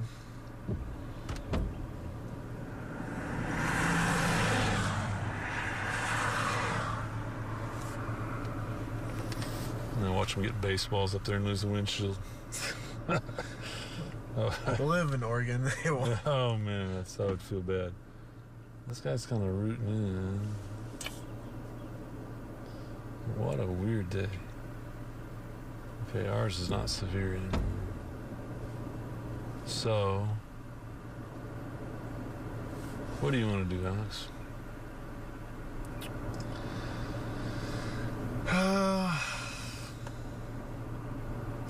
Man, it's easy. I don't know. The thing is I don't know. When this storm going into, it just came in from this environment. So this environment right here is The one we're on? Yeah, right here. Uh-huh. Since that supercell just went through it, would that have the energy to do anything? This one? Yeah. I don't. You know, it's tended to up and down. It seems like we're in a pretty cool environment here. So I have my doubts that it's going to crank up again, but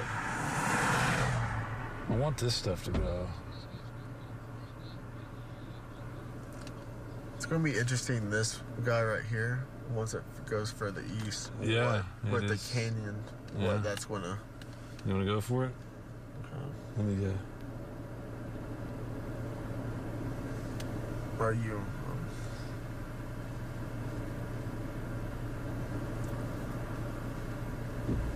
Let's do it. I don't know. I hate to break off, but... No. We can break off this guy.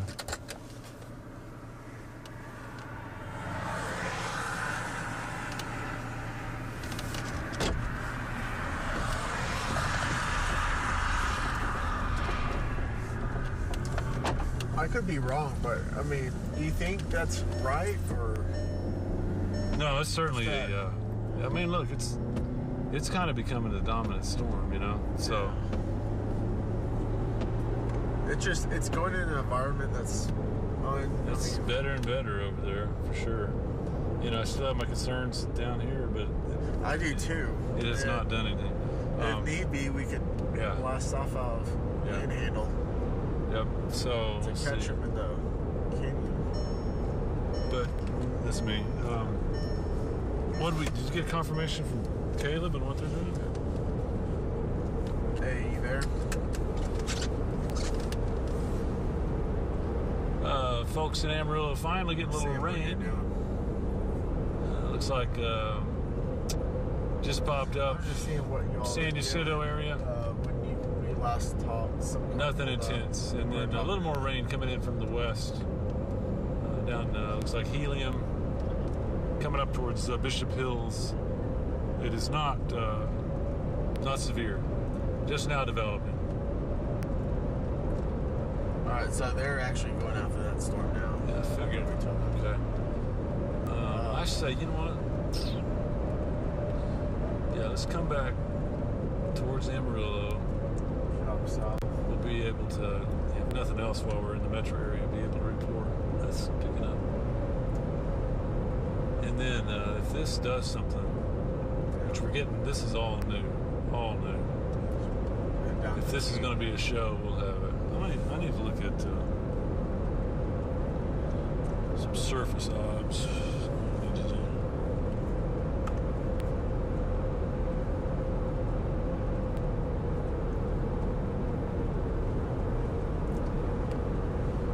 Okay, do we know who the stream is on? Is it on us or them? I'm not sure. 65. Where's the stream on?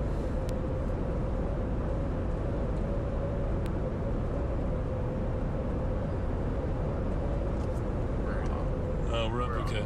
So we've been on a storm out north of Bushland that was pretty scenic there for a while. We're now kind of backtracking towards Amarillo. We have a little rain, maybe some of our first thunderstorm activity developing. We're just now hitting that. North of Eagle Tree, Bishop Hills, those areas. We'll just have to wait and see if it intensifies. Going back down to I-40. Yeah. Back down to I-40. So if you're in Amarillo, finally getting some rain in parts of the city. Let's see. Over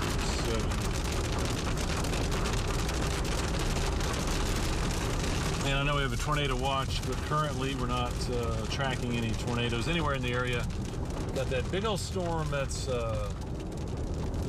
north of Pantex, slowly moving over towards 207. Sure. Coming off of 136. If you were on that 136 storm, we were going to go to it, but we're going to make our way towards town and just kind of look south. But yeah, have yourself at that storm. All right, looking at our environment. It's not particularly warm anywhere, but a lot of a lot of moisture, southeast wind. It's getting that environment of where that supercell northeast of town.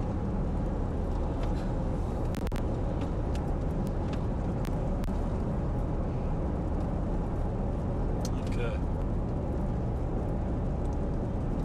Rain picking up on the northwest corner of Amarillo. Yeah, we're thinking that, especially with the PDC and all And that, also, canyon, how that'll interact. yeah, it looks like San Jacinto, the Bivens area, Bivens Elementary, that is.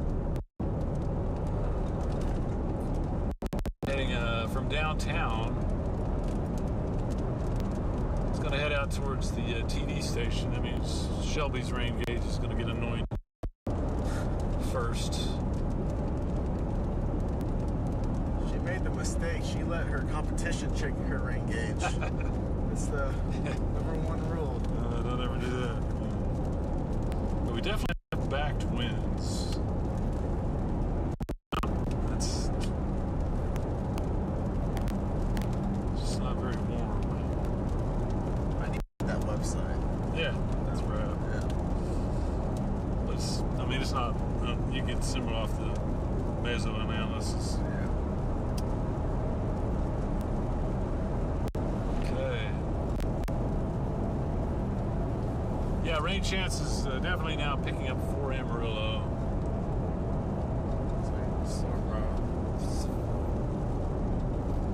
Fairly heavy rain out of around, looks like La Paloma. Looks like maybe the Woodlands area catching some rain. Yeah, North Amarillo Boulevard. That's all heading north. San Jacinto area, downtown.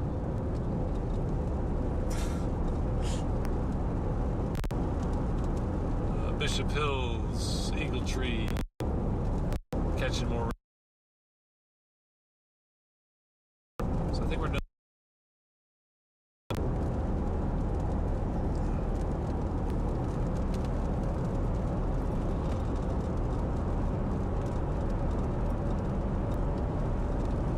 80 storm is severe, not moving. What size hill is that? That little circle. Inch and a quarter. So reported.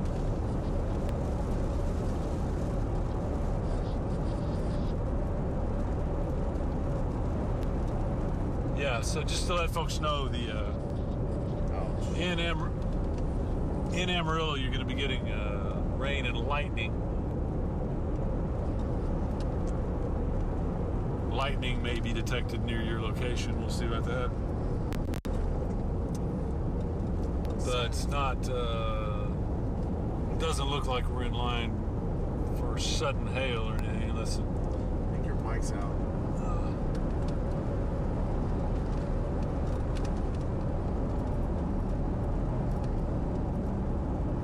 Can you please mute Kevin's mic?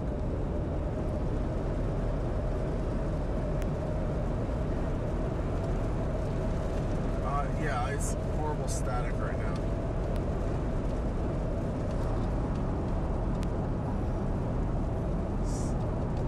Something's going on.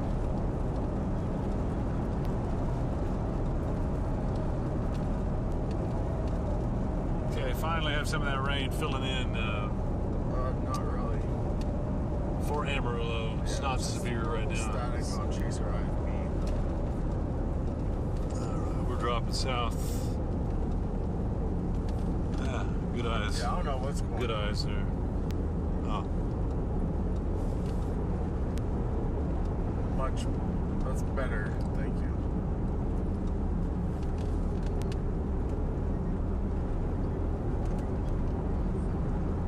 Let's take a look. So,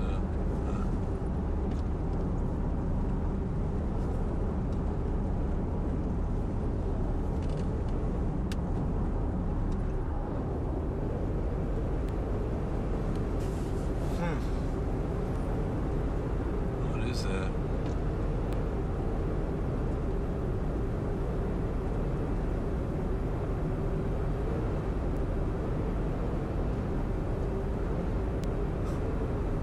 What's going on?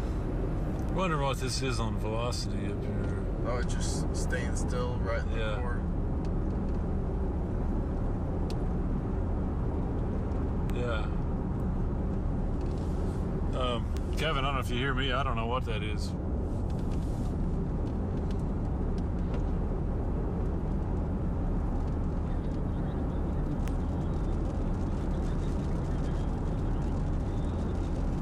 Tell you what, Sheldon, are you hearing this? Can you chime in? He knows a little more about this area. Go back. Yeah.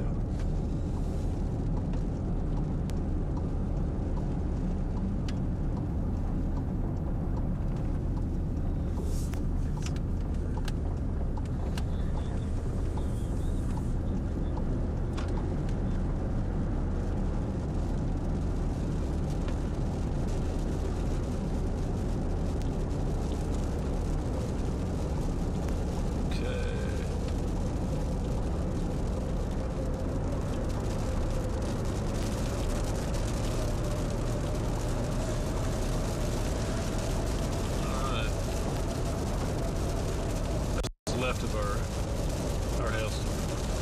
Okay. All right, getting some decent rain on I-40. We're out here by Arnott Road, just west side, east side of Bushland there.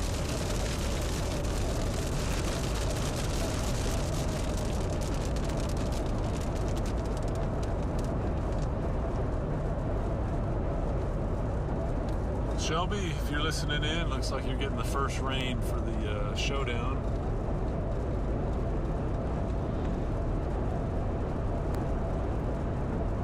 Just barely missed my place.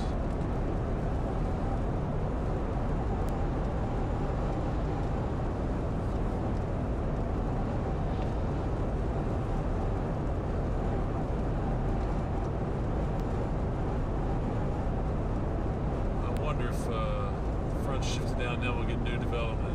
You know, as it probably is.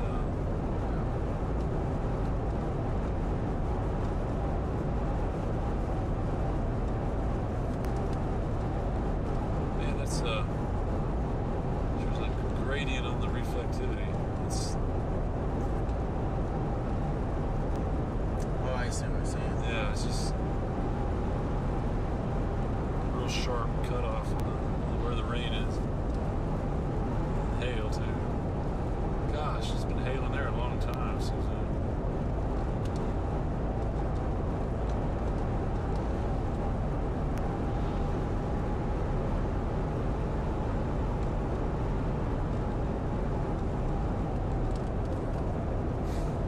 I didn't see it.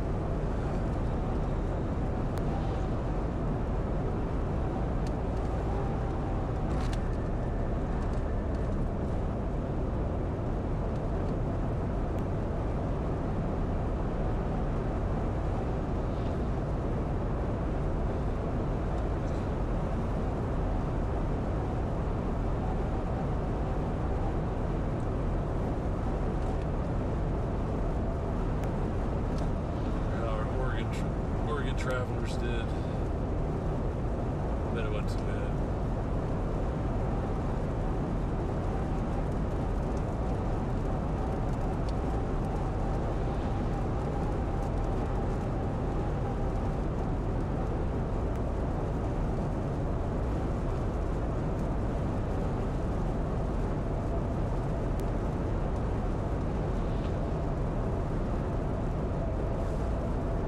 Hello, Grange.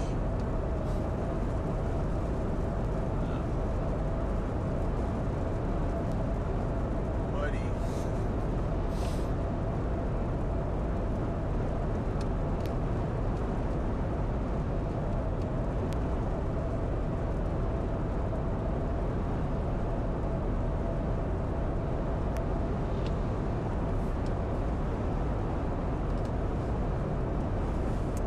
All right, we're Hope Road back into Amarillo.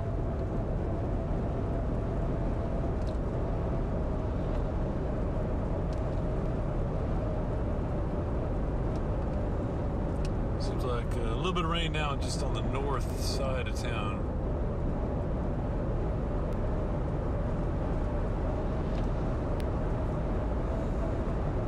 So a little more rain developing southwest out by Umbarger. Maybe coming our way. It's not really intensifying rapidly.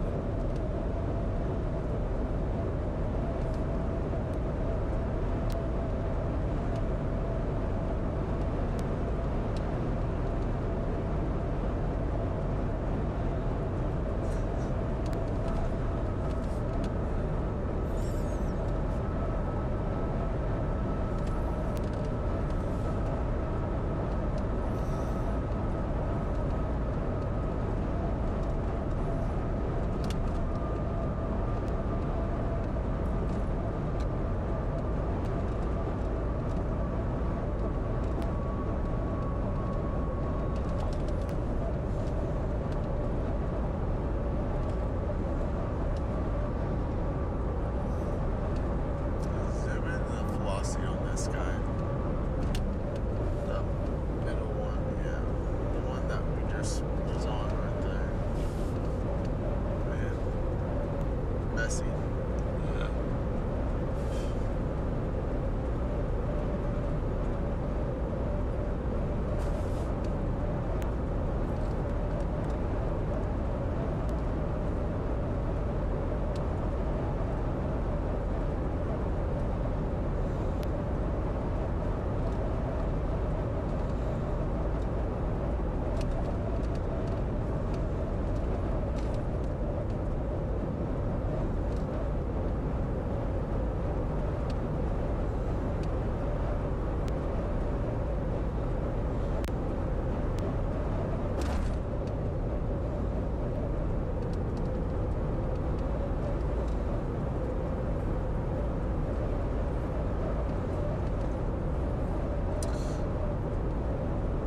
So, what are your thoughts on the Grady Supercell?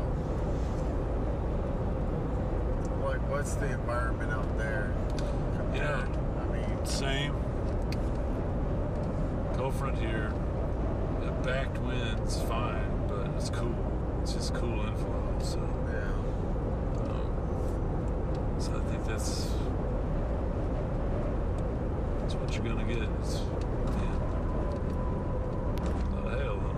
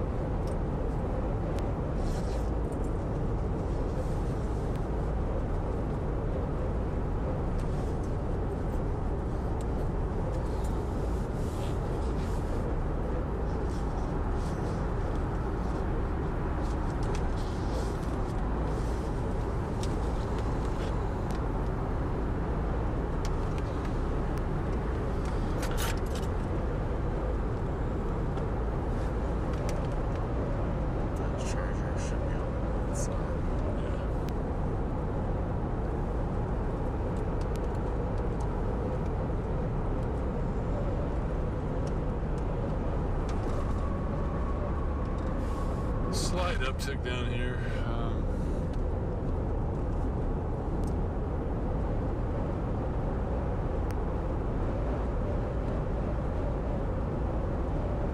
My son's watching it. Right. That was at 6:30 something.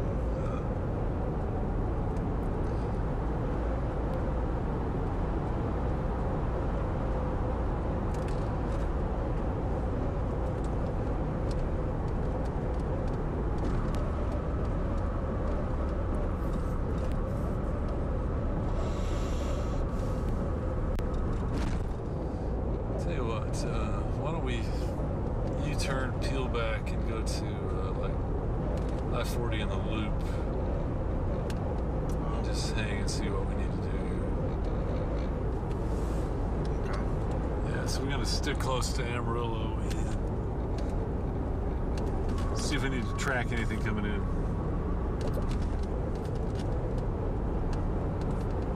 I haven't heard anything lately, really. I haven't heard anything either.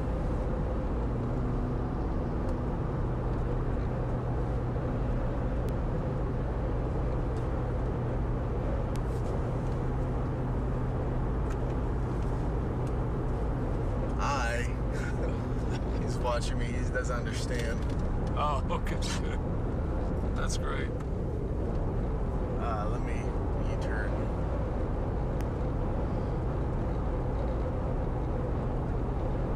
You said I-40 in the loop. Yeah, just, position on the west side of town, just to see if this is going to do anything coming in.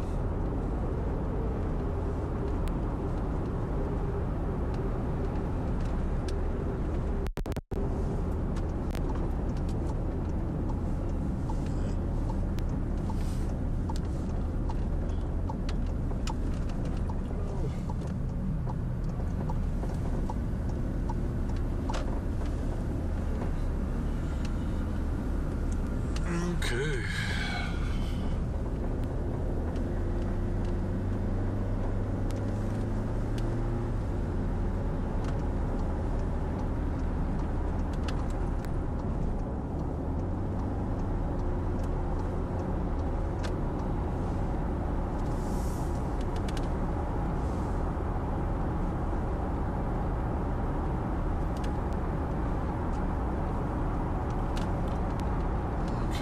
So one northeast, that's how it's flattening out. Yeah.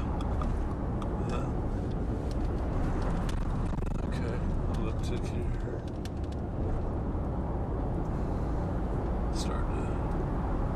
coverage on the city here a little bit. Look at this stuff down here. I know, It's like feeding up. I mean, the direction is perfect. I wonder what's going to happen when this stuff right here meets with this right here. Well, that's why we'll hang out and see.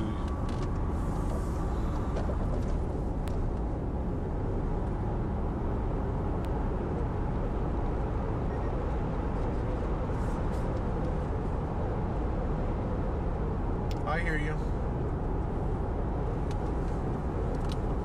I don't You hear anything right now. I hear you, Sheldon. What's he on?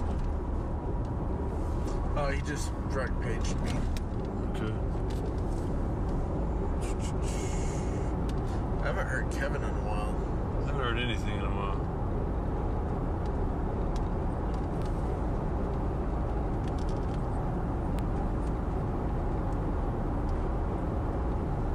Hey Shelby, can you turn up? Oh well, we're not hearing anything on the Chaser IFB. I think you turned it down because they were static or changing batteries. Okay, it's starting to come up. There we go. I'm hearing something perfect, anyway. thank you. Perfect, thank you.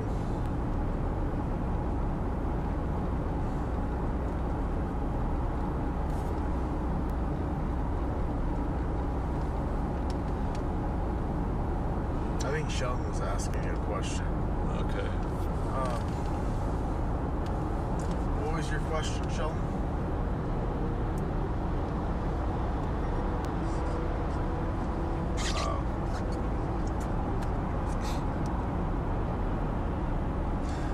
Yeah, we're going to go to I-40 in the loop and just kind of hang out and see what happens. Picking up a little bit.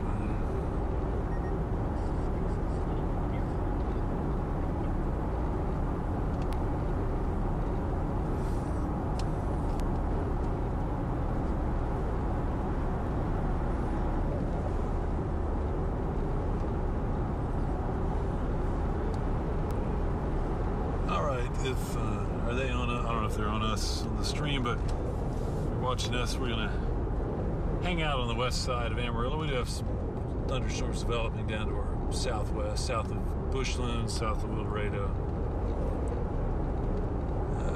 southwest of Amarillo. See if they're gonna intensify as they approach, or if we don't have anything to worry about.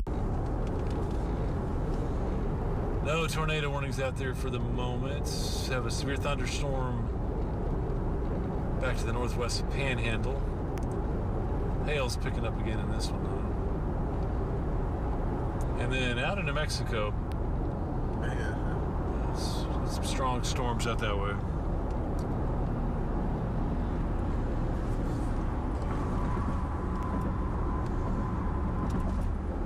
Okay. All right, Roberts County tornado last night, they rated EF1. EF1. Was it just one? Yes. 11-mile track. 200 yards wide.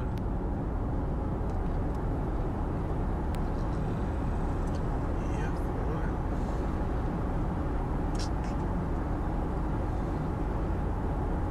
Cool.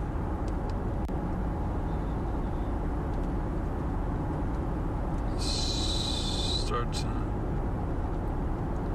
9:05 to 9:41. 36 minutes. It was on the ground for 36 minutes. Yeah. So it was probably the same one that came rain wrapped, and then 11. Yeah. you saw the tail end, the dissipating stage.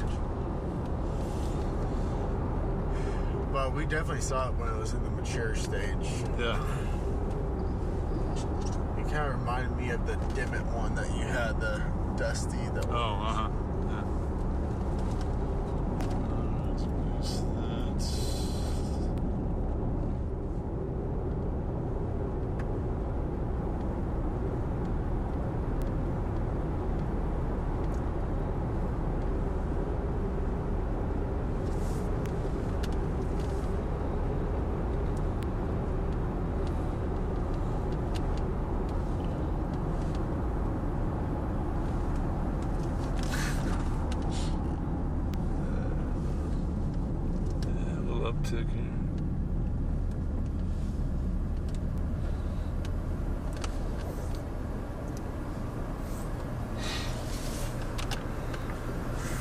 You know, Alex, I don't know.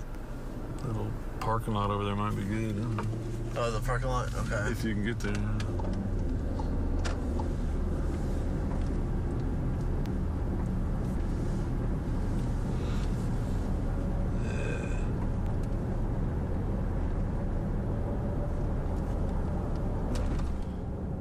All right, rain getting closer to Amarillo now, so that's... We are just off. Let me double check, make sure I have my road right. So we're off of 136. This is now Farm to Market 293 that we're on just to the northeast of Amarillo. This is one of the last severe warned storms that we're seeing, but latest word from the National Weather Service is that they're going to let that severe thunderstorm warning expire, and then they're going to just swap it out for what we call a special weather statement, which means that things are noteworthy, but they're not quite to severe criteria. So could see some nickel-sized hail, could be seeing some heavy downpours, 50-mile-an-hour winds. But I mean, you'll see right now, just kind of looking at it, this is the base lowering of it. It's not super impressive anymore. These storms have really struggled to maintain as they've gone into the central panhandle. I mean, I think it's a combination of we've got a lot of cooler air in play. The air is really cooled down. We don't have a lot of the same daytime heating that we had, of course, yesterday across the Texas Panhandle. Another big factor, we have a worked over atmosphere. You know, the further, north we go, I mean, these were areas further off towards the east, that saw some pretty big thunderstorm activity yesterday. When the thunderstorm gets worked over like that, it needs a day or two to recover, and it really didn't get that. And so, I mean, that's why we're seeing what's going to be the last severe thunderstorm warning, at least in our part of the Texas Panhandle. It's going to expire here in a minute or two. That's going to be, expiring. I mean, still seeing some severe type storms. I mean, you can see this one that's just to the northwest of Amarillo. It's got some lightning in it, maybe a little bit of hail, but not enough to reach that severe criteria. So your base severe thunderstorm warning is 60-mile-an-hour winds and quarter-sized hail. So that means if we don't have a severe thunderstorm warning, the National Weather Service doesn't see enough data to support that it has things quite to that severity. But one thing we are seeing, I just want to bring your attention to, just because this is where we get to be weather nerds. Look at the movement of those clouds. We got some low-hanging clouds. The dew points are through the roof right now. The air is wet, but it's not warm. And we're not getting enough of what we call a forcing mechanism to kick these showers and storms into gear, unfortunately. So while we have seen a pretty active day in terms of, we did have a tornado warning earlier, to the best of our knowledge so far, it never actually touched down. We never saw a confirmed tornado on the ground as a part of that original tornado warning. We haven't seen a tornado warning since. And right now we're just seeing, you can tell. I mean, looking around the area here, it's just kind of wet and dreary out here. This really isn't necessarily an environment that's super conducive to building thunderstorms unless we had the upper level support that we needed to fire up those thunderstorms. But right now we don't have that. We don't have the upper level jet stream or anything like that firing off these storms, which was something we had a concern about from jump today. That was something that I was definitely hesitant to really buy into some of the severe potential. While we have had severe weather, that does warn. I mean, obviously, we had a tornado warning that was within a tornado watch. So obviously, that element of the forecast is verifying, but it's been one of those things where the environment just isn't quite conducive enough to get the really crazy things going. As of right now, we saw a pretty stout tornado down around Littlefield, down to just to the northwest of Lubbock. Now, that was a pretty wild-looking thing, but if you look at pictures of that, which you'll probably see plenty of those on social media, a lot of those storms, that tornado down that direction, you'll see there was a lot of sunshine kind of around it. You just kind of had these isolated storms. Well, yes, we've had isolated storms, but on every side of it, it's been cloudy. It's been cool. It's been wet out there. And so, unfortunately, I think that's kind of working against our thunderstorms out here today. So, y'all feel free to tag along with us. We're just off 293. I'm actually going to get out and stretch my legs a little bit, walk around. It's chilly out there. I mean, it says 63 in our Weather Atlas second unit, but it's just not quite as conducive of an atmosphere as what you would normally see. We're going to be watching that development in eastern New Mexico. That's where our next round of severe thunderstorm warnings are. Right, as I said, that's okay. So here's the latest. They've dropped the severe thunderstorm warning off of the storm that we're looking at, and they've now issued just a new one. So right now they have it for 1 3/4 sized hail and 60-mile-an-hour winds on that cell just to the northwest of Amarillo. So right as I was saying that, they just issued a brand new severe thunderstorm warning that expires in about 43 minutes. So we're going to continue to watch that. But I'm going to get out and stretch my legs here. Y'all feel free to hang out with us in the chat. Drop any questions you have in the comments. I'll be coming back and check those here in a little bit. Down. She was saying your audio was a little choppy. Oh, sorry. Okay, my bad. Alex, what's up?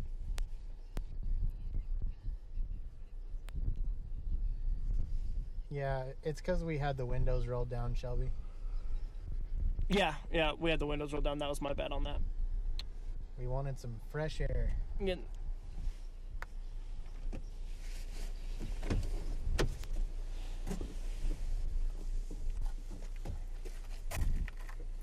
Yeah, I think that's where everyone's at right now, is just deciding what to do next, because this has been a weird one so far. There's no coffee houses out here. Dang it, Caleb doesn't have a Starbucks to go to. Bad day. Bad day.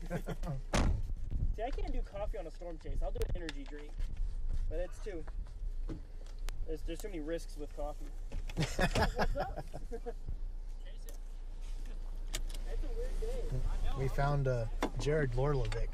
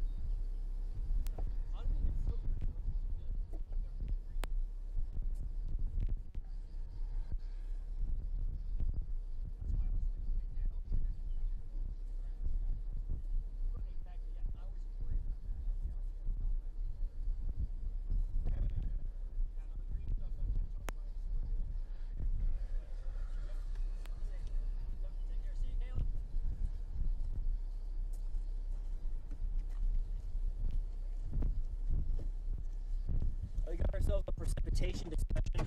Yeah. Possibility of 3 to 5 inches overnight. Well, look, it's already moving in. Bless. I was watching this one up by Bushland a little bit, but because it'll come straight over this way.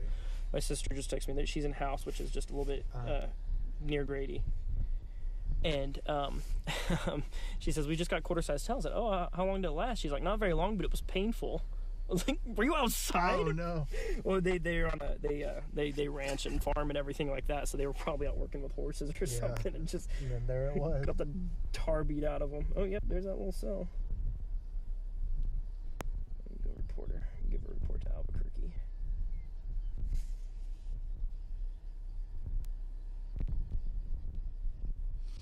Albuquerque.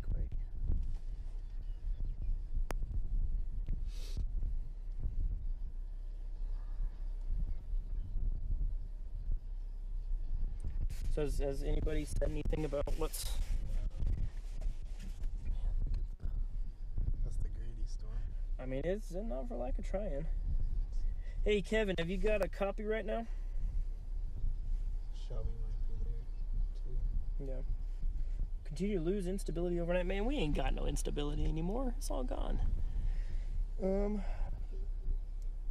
Yeah, Kevin, I want to get your thoughts on things. I mean, obviously, NWS chat talking about losing instability. I mean, it's downright cold where we're at right now. I mean, it's cold and we got these low clouds. I mean, I would say it's just a combination of not breaking the cap because we didn't have any forcing, and then also just a adequately worked over atmosphere. What do you think?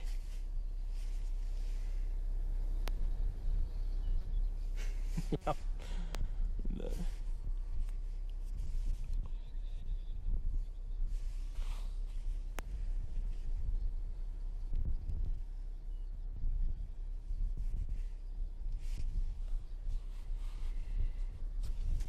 Mm-hmm.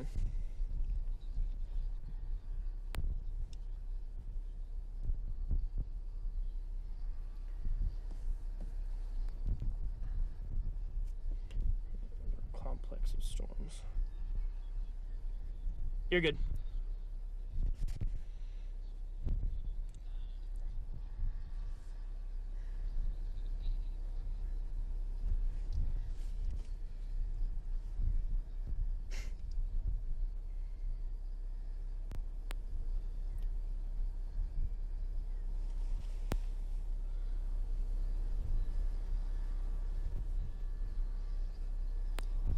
On a motorcycle. Oh, no.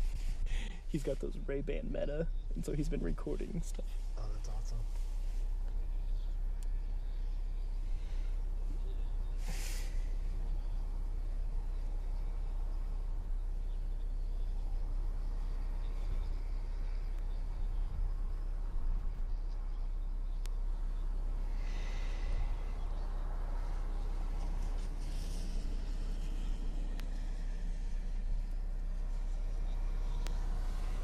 Yeah, my wife just said rain started there on the south end of town.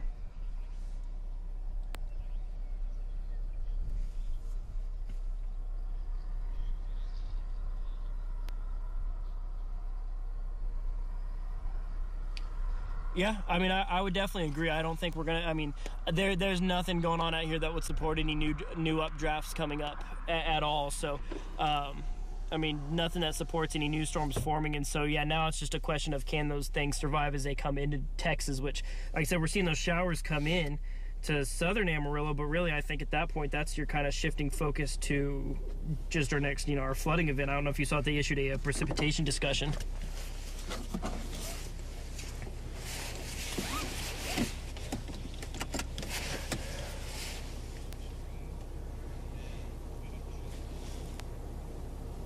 Okay, I think we'll start heading back to the station and we can maybe just, circle back there in studio.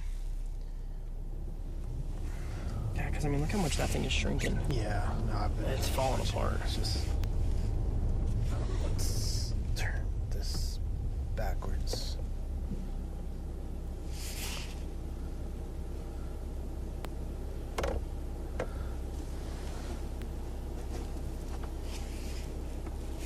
There we go. Okay.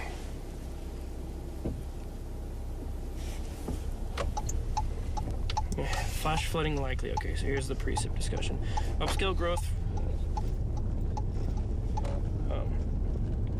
Surface analysis. The surface low west-northwest of Clovis, slowly retrograding dry line, extending southward across. Strong and steepening frontal zone extends from the low northeastward toward the Canadian River Valley northeast of Amarillo to border in Hereford before sagging southward again across central Oklahoma. Low-level moisture continues to stream upward while surface dew points have remained in the upper 50s, low 60s. Depth of moisture continues to increase. PWAP values have risen a few tenths in the last few hours. And they remain at their greatest as everything is pulled up against the cold front, aka here. Right now,